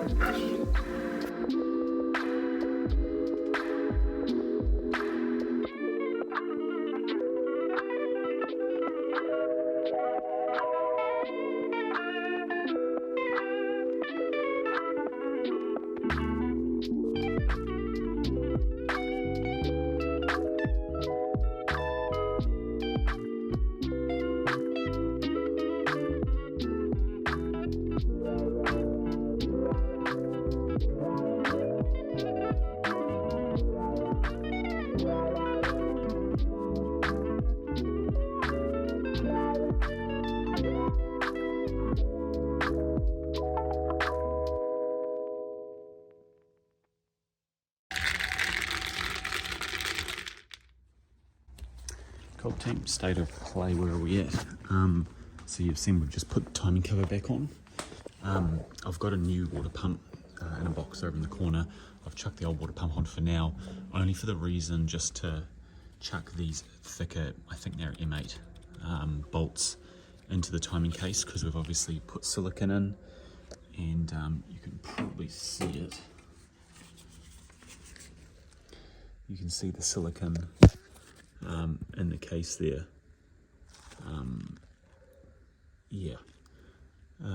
Along the back, a little bit messy. You can see there. So basically we've just torqued the main big thick bolts onto the timing cover to 20 Newton meters. We've obviously got our new radial seal in place, and yeah, we've got the bolts in. Some of the bolts need a quick clean up. This one actually doesn't sit properly. I've like somehow messed up the bolts a little bit, but it doesn't matter. For now, we're just keeping them here. We're gonna let everything sort of sit for 24 hours and seat properly. Then I'll undo these bolts, pull them out, and just find their exact home before we then seal it up fully. We'll also put our new water pump on the front, and I'll get these bolts cleaned up as well. They're a bit dirty. There's a lot of bolts I've been cleaning up, including the water pump bolts down there, the small ones that go in here, I've just finished cleaning them up now in the washer. But yeah, so the cover was easy to put on. It was just putting the sealant on. I actually had 2 goes at it. I nearly finished sealing it up yesterday. I haven't put that on video, and it was just too thick. You know, the bead was about 3 millimeters thick, and when I was looking at it, I was thinking, you know, if this bead here was about 2 mil and it was still squeezing out the edges, so if you put a 3 mil bead on, a real thick bead of silicone, it's going to probably get in the way and block things and cause a lot of issues. So I just bailed on it then and there, and restarted it again this morning, and now we've done it properly. And I also noticed that the radial seal should be installed before the cover, which is different to what I did on the 275 there. But anyway, so everything's in place, which is awesome. So we're in the right direction. It just looks a bit messy with this old water pump here, so it'll look nice shortly when we get to that. We've obviously also cleaned the subframe, as you would have seen, the axle carrier. Pretty much like new, not really like new, but close enough. Even just, I used a bit of, what's it called? Autoglim Magma. It's like an iron decontamination, I believe, and it's cleaned up actually a lot of the stuff really nice. Like, it's got the original brass look, so that's quite cool to see. We've got new tie rod ends, we've got new boots to put on once we've got it back in the car. Even the thing like the steering shaft here, it's not mint, but it's pretty close. Like, it's a lot better than it was. It was filthy before. So that looks really nice. All this is cleaned up. There was a lot of oil, like thick globs of oil and carbon sort of build up. So that's all there. And yeah, cleaned up these little metal shields, which is nice. I might give them a little polish, but probably not. There's the old radial seal. It's got munted. It's the new one, obviously. Yeah, so all is good. What I want to do now is I want to lift the engine up, and I want to get the upper pan installed, which I've got over here, so I'll pull out in a sec. Get that upper pan installed, and then before we put the subframe back into the car, or the axle carrier back into the car, before we do any of that, we will install our AC compressor, which I've just ordered a brand new one. So we'll put a brand new one of those in. We've got our power steering pump. I think I've cleaned that already. It's somewhere down there somewhere. Our power steering pump can go back in. Our oil filters can go back in. Now, before we do the oil filters, I need to torque these bolts down. I think I ordered new ones. To be honest, I don't even think you need new ones for the camshaft sprockets. They're thick gears. They're not going to go anywhere. So I'm probably just going to keep the existing ones and torque those down. But just so you know, these are not torqued down yet. So don't let me put the covers on without torquing them down, because otherwise they'll fly off eventually. But yeah, all is good enough for now, apart from just getting the odd bolt wrong. But I think I've nearly fixed it all. Anything else to mention?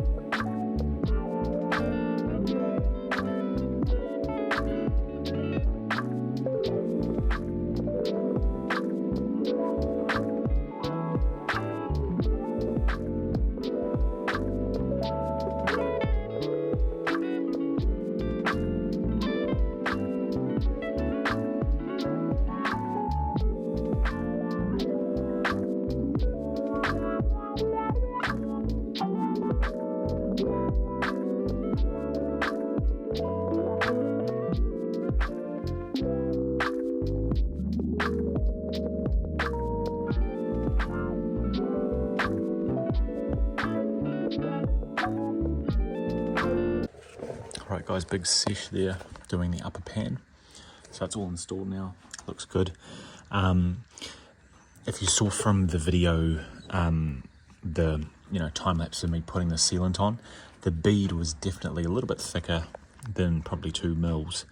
And you can see that here by the simple fact that the sealant has oozed out quite a lot from the edges here. It should more ideally be like this, where it's a lot more sort of oblivious and not obviously there. But yeah, because of the thickness of that bead, it's obviously squished out a lot more. But at the end of the day, it's okay. Along this part's pretty good. But yeah, just along the front here, it's a little bit thick. Yes, I could obviously go and cut it off nicely, but I don't really care. I don't think it's worth messing with. So what we're going to do now is, secondly, if you're doing this job, do your best to install the dipstick tube loosely into the upper pan before you put the pan in place. So I've gone to install the dipstick after this is installed, and I couldn't get it in. Originally it was about this long. I've literally angle grinded half of it off because A, I wasn't taking the upper pan off, and B, I wasn't taking the upper pan off again, screw that, and B, like it's just dumping oil into the engine. Obviously before it probably dumped it more into like this area here, whereas now it's going to be dumping it in here, but I can't see how that's a problem really. There might be other reasons, but I don't care. I always refill and drain the oil via the plugs, and I always refill it via the oil cap, so the dipstick tube, to be honest, doesn't mean shit to me. But that really frustrated me. That took me probably an hour and a half of effing around with that stupid flippin' dipstick tube. But ultimately it's my fault for doing it the wrong way around, even though on WIS it does actually say you can do it that way, but I couldn't figure it out. Maybe with the engine removed, sure, but not with it installed. Cool. So what we're going to do is the I'm going to refit the new water pump before I then lift the car and finally refit the lower oil pan. Now, one thing I forgot to mention earlier was this little sucker here. You probably heard me raging before about why this wouldn't bottom out. It's because I forgot to put this accessory back on. Don't even know what bloody way it goes. What way does it go? Does it go that way? Oh yeah, it goes that way. So I forgot to put that on. I was like, I'm sure something's missing here, and then I realised. So this part was vapor blasted as well. Looks beautiful. So let's chuck that on quickly and torque it down. 20 newton meters, remember. And our new water pump, which is actually a genuine water pump. Oh God, I was sick of all these boxes of things lying around. We've got a genuine Mercedes water pump here, manufactured in 2023, May 23. So we're going to install that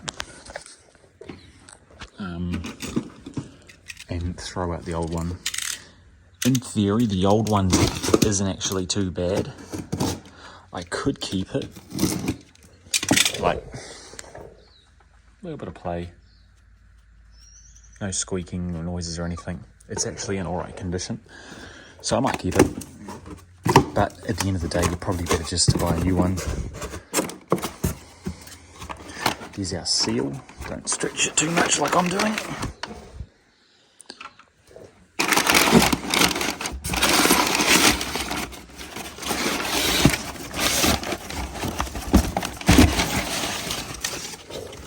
There it is.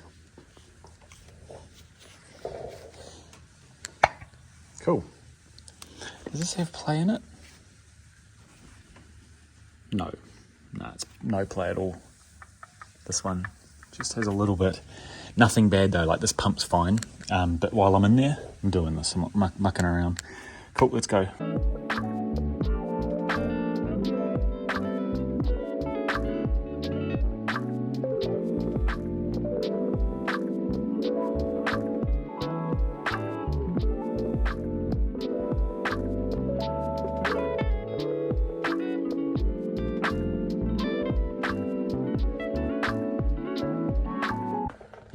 so water pumps in.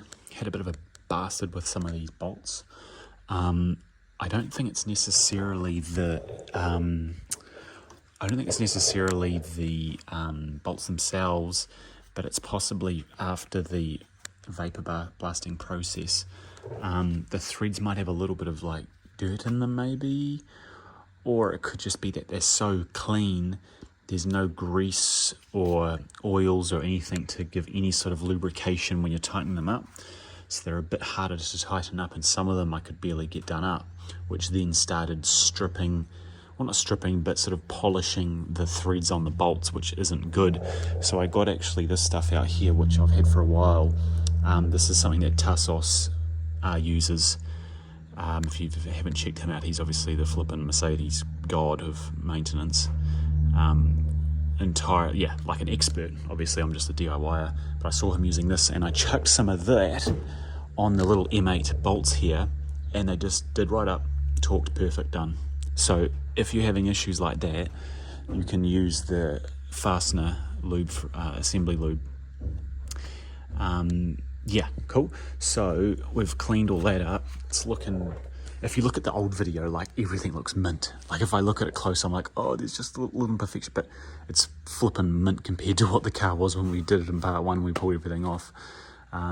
So yeah, it's looking cool.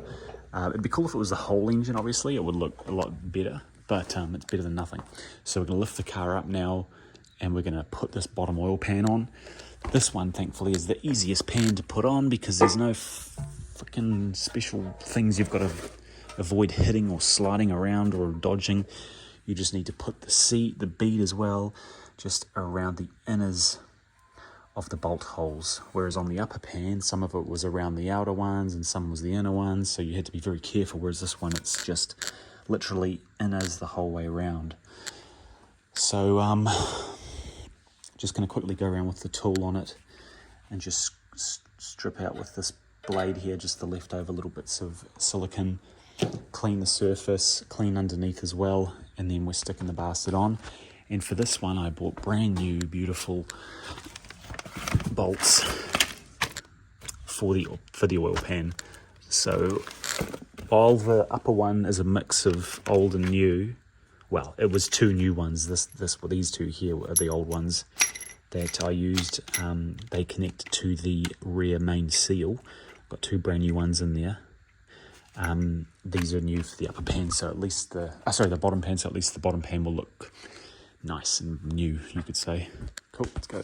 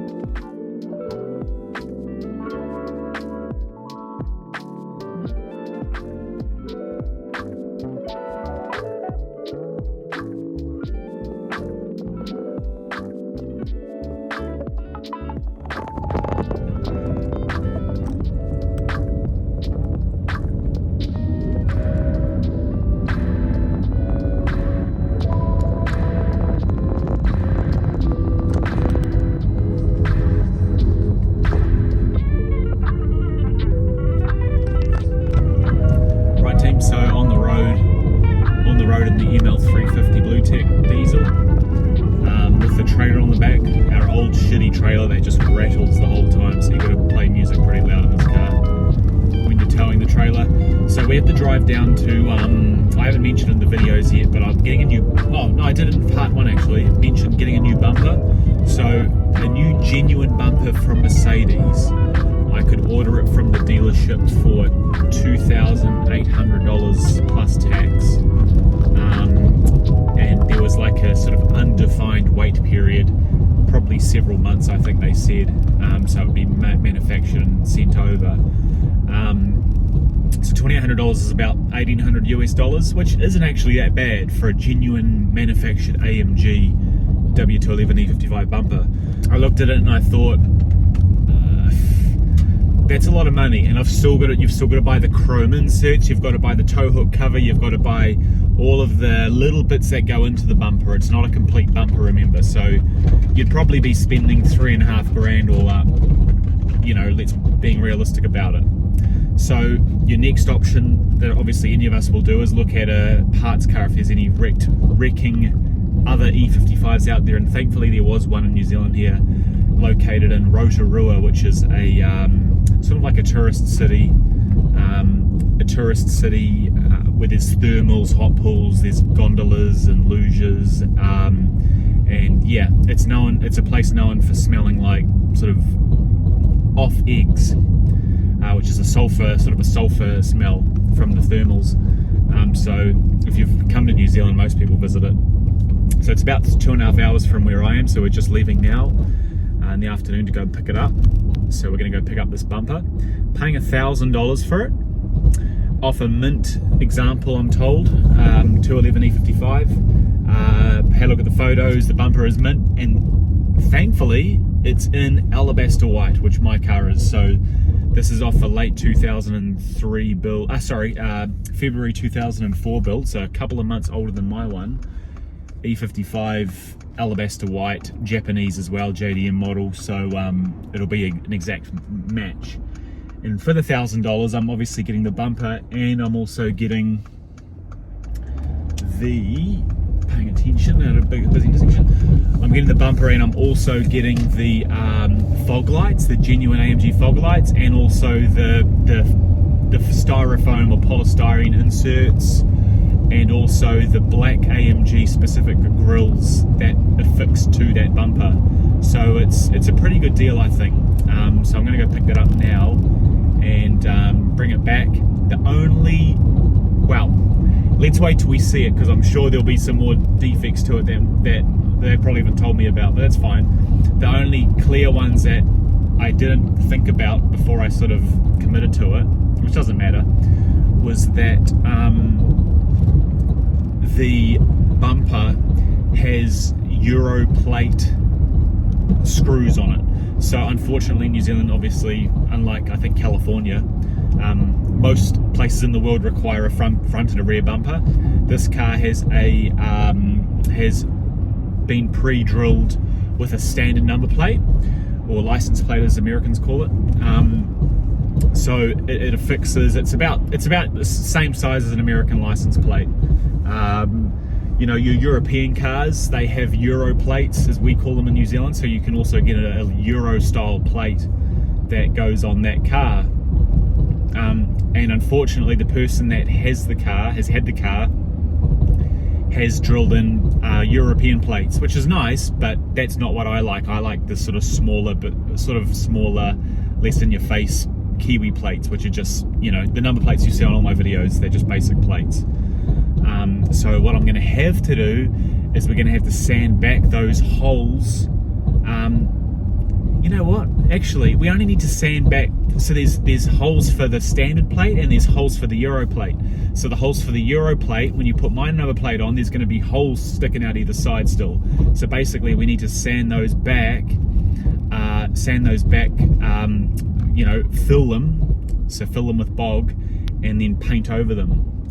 Unfortunately, even though they're only probably, you know, 3mm diameter holes, I'm probably going to have to take it to a paint shop and give them a couple $100 if I'm lucky. It might be more than that, and get them to actually, you know, do it properly.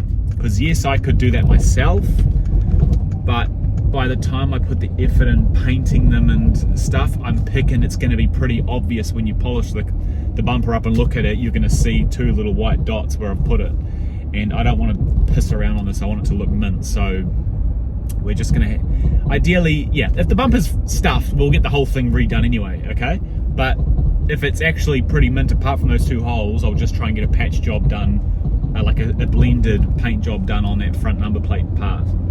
and see how well that works. And then my current bumper, still a perfectly good bumper if you're not fussy, if you don't mind the, you know, front hanging off a little bit.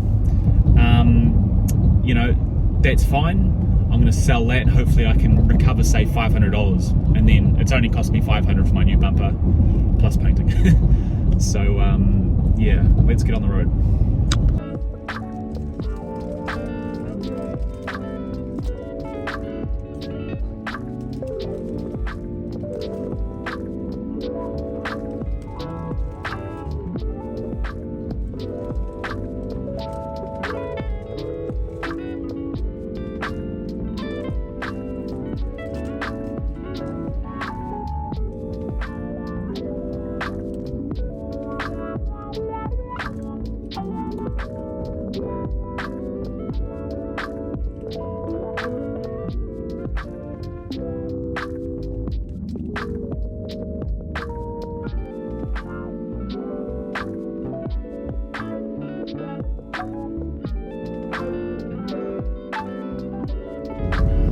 So team, we've just picked up the bumper from Rotorua. It's pretty much dinner time here and just leaving Rotorua now, heading back. It was awesome to meet the guy I bought the bumper off, actually watches some of my videos. So that was pretty cool to have a good chat to him. He was real knowledgeable. He had an awesome ML55 W163 chassis. Sounded really good as well when he drove away. And has had CLS 63s and lots of other cars, a lot of experience, and he yeah, had a lot of good advice for me as well, so it was cool to meet another enthusiast. And yeah, and the bumper's mint. Obviously, just before in the video I was saying, oh fuck, I bet it's a dodgy buy or something, but no, it's perfect. It's awesome. It's everything's as it was explained. It's mint, so I'm stoked with it. So we're taking it back now, back home to our 2.5 hour drive, and we're going to crack back into more work on the car. So we're basically starting to reassemble all the accessories and bits and pieces, putting them all back together again. I've royally fucked up one thing, and you would have probably noticed, some of you. I couldn't fit the oil dipstick tube into the upper pan when I installed it, so you would have seen me cut it with a grinder, and without doing any research, it just popped in my mind before that I probably shouldn't have done that, because the oil dipstick tube obviously is submerged in the oil, right? So the tube goes right into the bottom of the pan, and obviously it's going to be submerged in oil, whereas I've cut it now near the top of the oil pan. So in theory, the problem with doing that is I think I have anyway, I might be wrong, but I'm pretty sure I've done it wrong. I've now exposed the dipstick tube to the crankcase ventilation. So I'll probably end up having now a lot of ventilation coming out of the oil dipstick tube itself at the top. So that's not going to work. So I need to replace the oil dipstick tube with a new unit. About $200 US. So hopefully I can find a cheaper one somewhere. But yeah, on reflection, I've really stuffed that up. So do not do what I did. What we're going to do is we're going to probably find a replacement unit that's ideally secondhand and cheaper. And then, unfortunately, I'm going to probably have to remove the oil pans again, clean them up, and then install the dipstick tube with the pan at the same time, which is going to be a bit of a bastard of a job, but that's the only way I can see it working. So unfortunately, yeah, that's a real learning curve for me. And yeah, don't go nuts with a grinder. I shouldn't have a grinder. I should be banned from using one. Anyway, let's continue. This is T-Route team. You can see the galvanized sheet metal sheep and dog. They've been there for years actually, but anyway, just something brand new for you to look at in New Zealand. We've got a lot of stuff. T-Rail is the home of, you could say, corrugated iron signs and buildings on your way through to Rotorua. There's no more though, because I've left now. Right team, so we've got a new bumper here. I'm not going to show it to you guys just yet. We're going to get some other stuff sorted out first. It'll be going on pretty much at the end.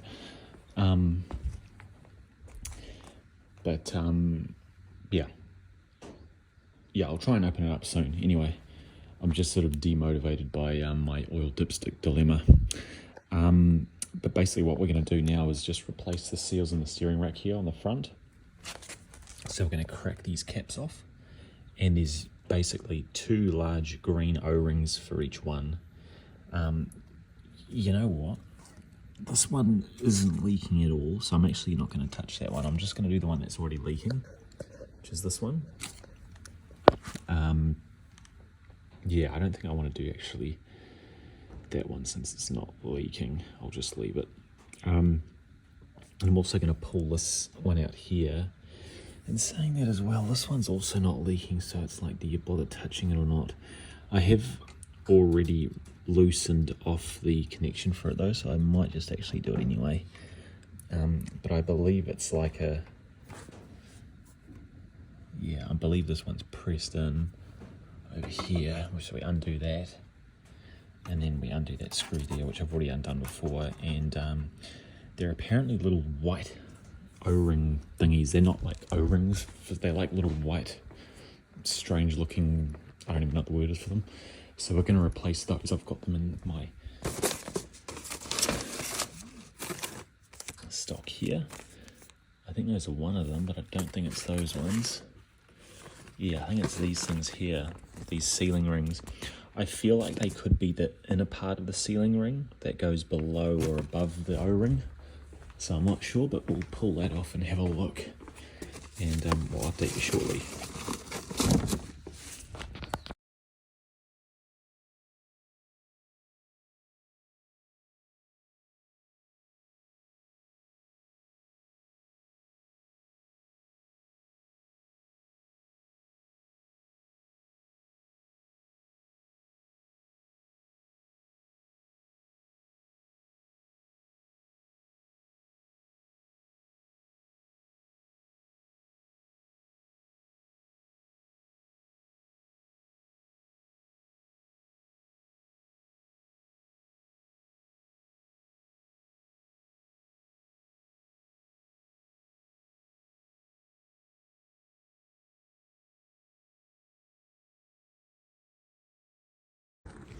So Tim, so you've just seen me replace this specific set of O-rings here. So as I say, they had 2 little green O-rings like this. Like that. They're still pretty soft, which is good. They're not too brittle or anything. They're good as gold, but they are flat. Like, they are definitely well used. So the new ones, when you put them in, they sort of stick out a bit further because they're a lot thicker. So those are replaced, and then the 2 also here are replaced. And for some reason from the factory had this weird brown one and a black one, but the 2 I've ordered are basically both black ones. You saw me replace. And then here is that weird little plastic shim sort of spacer thing. Oh shit, I've lost it. Here, this piece of plastic here is like $3. It's literally like a toothpick size piece of plastic. So this one's actually okay, to be honest, but we've just replaced it anyway for the sake of it. So now we've got those replaced. Now we've got those replaced, we're going to so those are all good, so that's good. So I'll chuck these in our old parts box. Now what we're going to do is we're going to put our what do you call it, chain tensioner. So brand new genuine chain tensioner. The existing one team was fine, like I don't really need to buy this, but I just wanted to be sure. So basically you want to make sure there's that good strong spring tension on there, which there is on this one, and all you're doing is basically inserting it into the case there. Make sure you've got that metal washer, and then we're going to then we're going to tighten it down. I'm not actually sure what the exact, yeah, I need to look at it properly first, but yes, it just goes up there. Actually, what I am going to do is spray it with a bit of brake cleaner or some CRC, some WD-40 first, just to wet that part of the timing case up since it's been vapor blasted, and insert that. And then our sway bar is going to go in as well, team. And from what I can tell, these grooves here need to line up, obviously, in the grooves on the axle carrier. And then this part here that comes down sits in that gap there. So we're going to weave that through, and then we're going to, with these cleaned up, we're going to anchor it down and torque those bolts down. So I'll tell you what those are right now, if you need to know. 211.076 is us, so that's us there, except model 211. Yeah, so 130 newton meters, connecting rod of bolt retaining longitudinal member. Yeah, so we want this one, retaining bracket to longitudinal member, 50 newton meters. The 130 is for connecting rod to torsion bar. I imagine that's to the bolts that connect to the actual sway bar link itself. So this part here, and this is the bar that connects it to the actual carrier itself. So we don't need to torque it down to 130. It's just 50 newton meters, which makes sense. So yeah, any special information in here? Stabilize bar, fit new rod links if necessary, support front axle with the transmission jack, blah blah blah, remove bolts 8B, yep, we've done that. For lower front axle carrier, remove bolts and remove its retaining bracket, we've done that. The retaining bracket on the torsion bar, wait a flippin' minute, God, the retaining brackets on the torsion bar must be replaced. Yeah, let me guess, it's those fucking things there. Excuse my language. Yeah, lower front axle carrier, remove bolts 21E and remove retaining bracket. The retaining brackets on the torsion bar must be replaced. Okay, yep. Unfortunately, we've got to replace them. That's flipping excellent. So maybe you don't, but based on WIS, like literally making it bold and underlined, that makes me think yes, they do need to be replaced. Because some things they say, you know, should be replaced. It's like, okay, yeah, we probably don't have to. But that pretty much seals the deal, team, for me. That means those have to be replaced. Wow, that is great. Okie dokie. Yep. So let's park the sway bar job for now. And move on to just installing our chain tensioner. You can see here the videos I make, guys, that aren't really that well put together. I'm literally just walking you through as I go in a chronological order. And unfortunately in this case, yeah, we've gotten stumped midway through this video. We can't do what we need to do. So I'm going to have to order those retaining brackets. And yeah, because at the end of the day, if there's any plate, for a start, guys, when I drop these brackets out, right, these screws in here, as you can see, are pretty poor condition, and I've just literally cleaned them up with some WD-40 and rust converter, but they're still not great, and this obviously mounts to the floor of the car.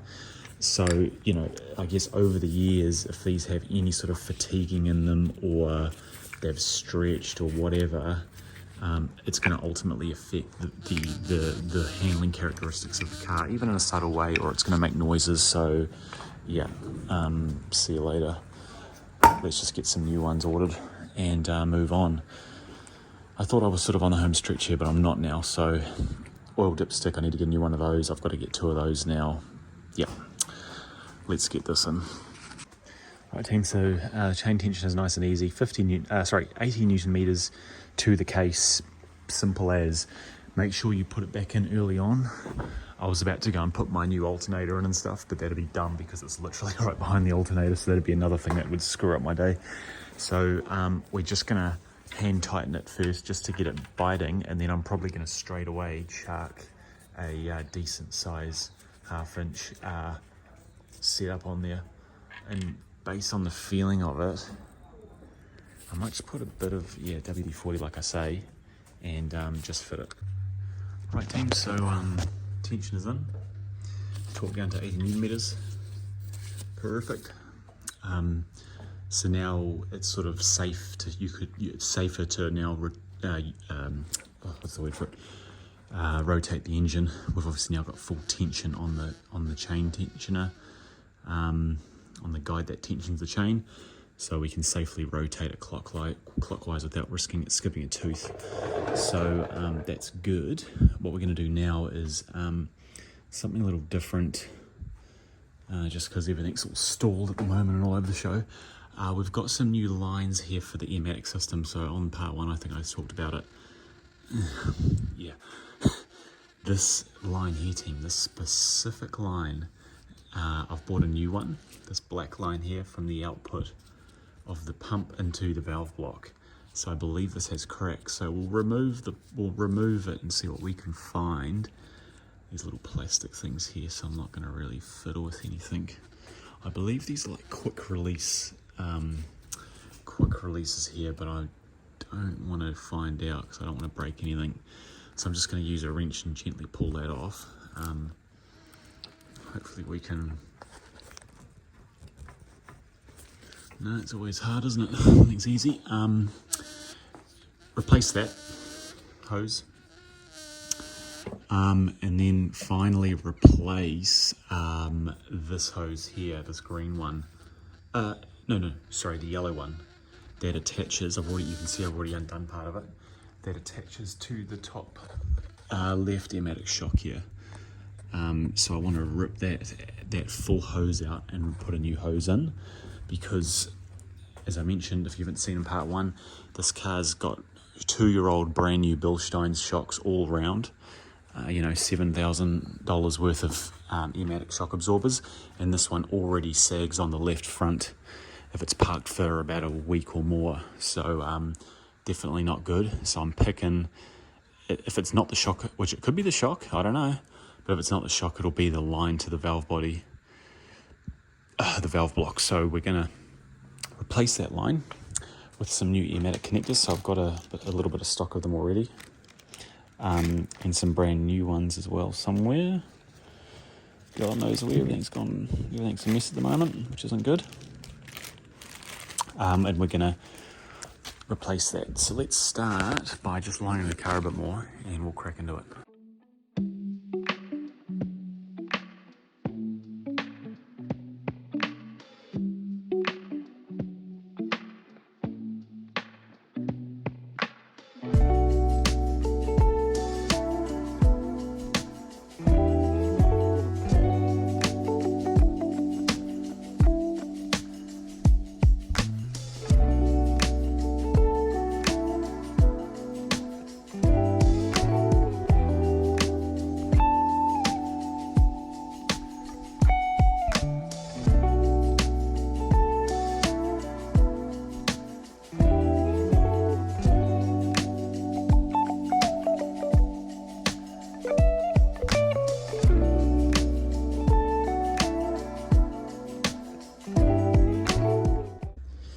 Team, so bad things come in 3, don't they? There was only one line that was broken, but I managed to cut just absolute F up. I managed to, because these lines are literally right beside each other, right? They crossed over at one point and I couldn't see, so I've cut one of the lines to the other strut as well. But all's not lost at the end of the day, guys. It's not a major, it's probably not a bad thing, to be honest. So these airmatic lines here, they fold up into the left-hand sort of wheel arch here, and then run up the side, run through this cool little sort of rubber firewall thingy. So the 2 airmatic lines go through that. And then obviously the first one, which is the yellow one, runs to the left strut here. And then the other one runs under the battery box around the back there of the firewall and through to the other side. So you can buy joiners. So I'll grab a joiner. I could obviously replace this full line, but I don't know. I think I'll probably just end up waiting till I get the joiner, cut it, and then attach some new hose here. And saying that, it would be nice. Like, look how much nicer this new hose is, and it's also a lot more flexible. Like, this stuff is pretty cooked. You know, it's had a few cycles, so I might have a look and just see, because we're obviously, you know, the project for me is going to be delayed now a couple of weeks because I've got to order those sway bar things. I've got to order a new dipstick. I'll order some more Ematic connectors as well, actually, because I've used a few more now. Yeah, so, you know, it's taking longer than I anticipated, which is fine. So while I'm here, I may as well probably just pull this whole hose out. Hey, so pull that one out. It'll wrap around the back there. It probably wouldn't take too long really to pull it out. I just don't want it to be flipping buried somewhere where I've got to reroute it and I've got to take all these fucking cowls off and everything. You know, so if I can avoid that, that'd be good. Anyway, so just a quick tip, team, with people, and I didn't realise this, and you might realise it already, and that's cool if you do. But if you don't, most people think, well, a lot I've spoken to anyway, think you've got to install the hose onto this connector first, but you actually don't. So here's the connector from the left strut team I've just pulled out, where I've cut the line off there, and I've also pushed this out. So see this little end cap here? On my other older videos, I used to, you know, thread this hose through the hole, and then manually sort of press with my fingers this little brass tip at the end on. But you do not need to do that. Okay, you don't need to do that. It's a total waste of time. You literally, all you have to do is install it nice and easily with a 10mm spanner. Done. And then you can take this plug out. Actually, I'm not, I am going to take it out in a sec because I am going to install this new one. Just take that plug out, press this in with a bit of pressure, and then just slightly pull it back, and you'll feel it's binded itself to this brass piece here, and you're done. That's it. Thank you very much. Good night. So don't try and push it on yourself, team. Just thread it through and whack it in. So I'll chuck a new thing on there, chuck that in. I'll make sure I put it under the connections and stuff. It probably should go, actually no. I think it runs under this harness here, and then it goes into the car. So I won't actually plug it in just yet. I think I'll just leave everything. Like, I've got it here ready to go. I'll put that in, then I'll cut this to size once I've got the new hose for this, and just leave it. So for now, here's my old connector, my other old connector. I'm going to see if I can find a little bit of yellow paint as well, so I can mark these hoses again, just so we keep a track of what color hose is what. Yeah, and here's the other one here. This is the one I cut that I shouldn't have cut, team.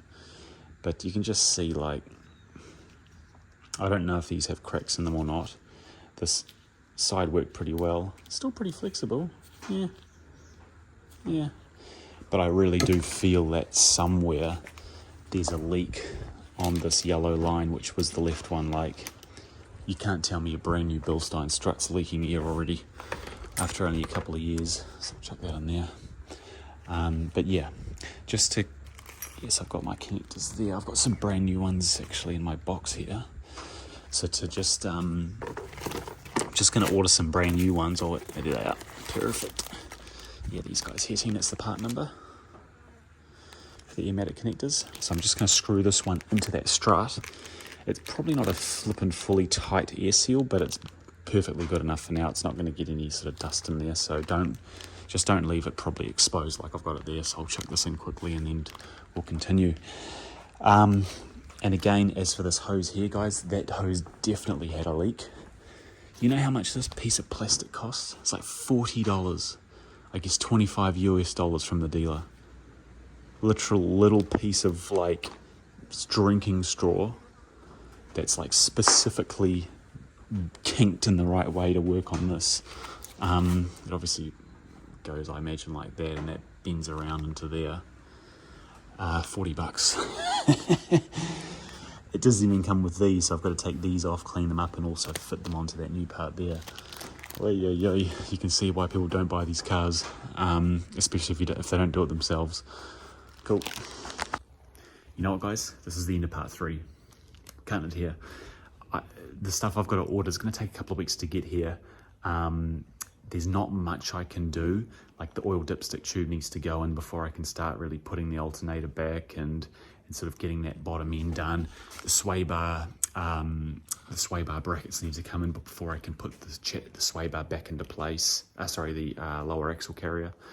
So there's not a lot I can actually do right now. This video's already gone on for long enough, so let's wrap up part 3 there. You're going to have to wait in anticipation, just like I am, having to wait for all this stuff to come in when I find things or screw things up like we've clearly done in this video.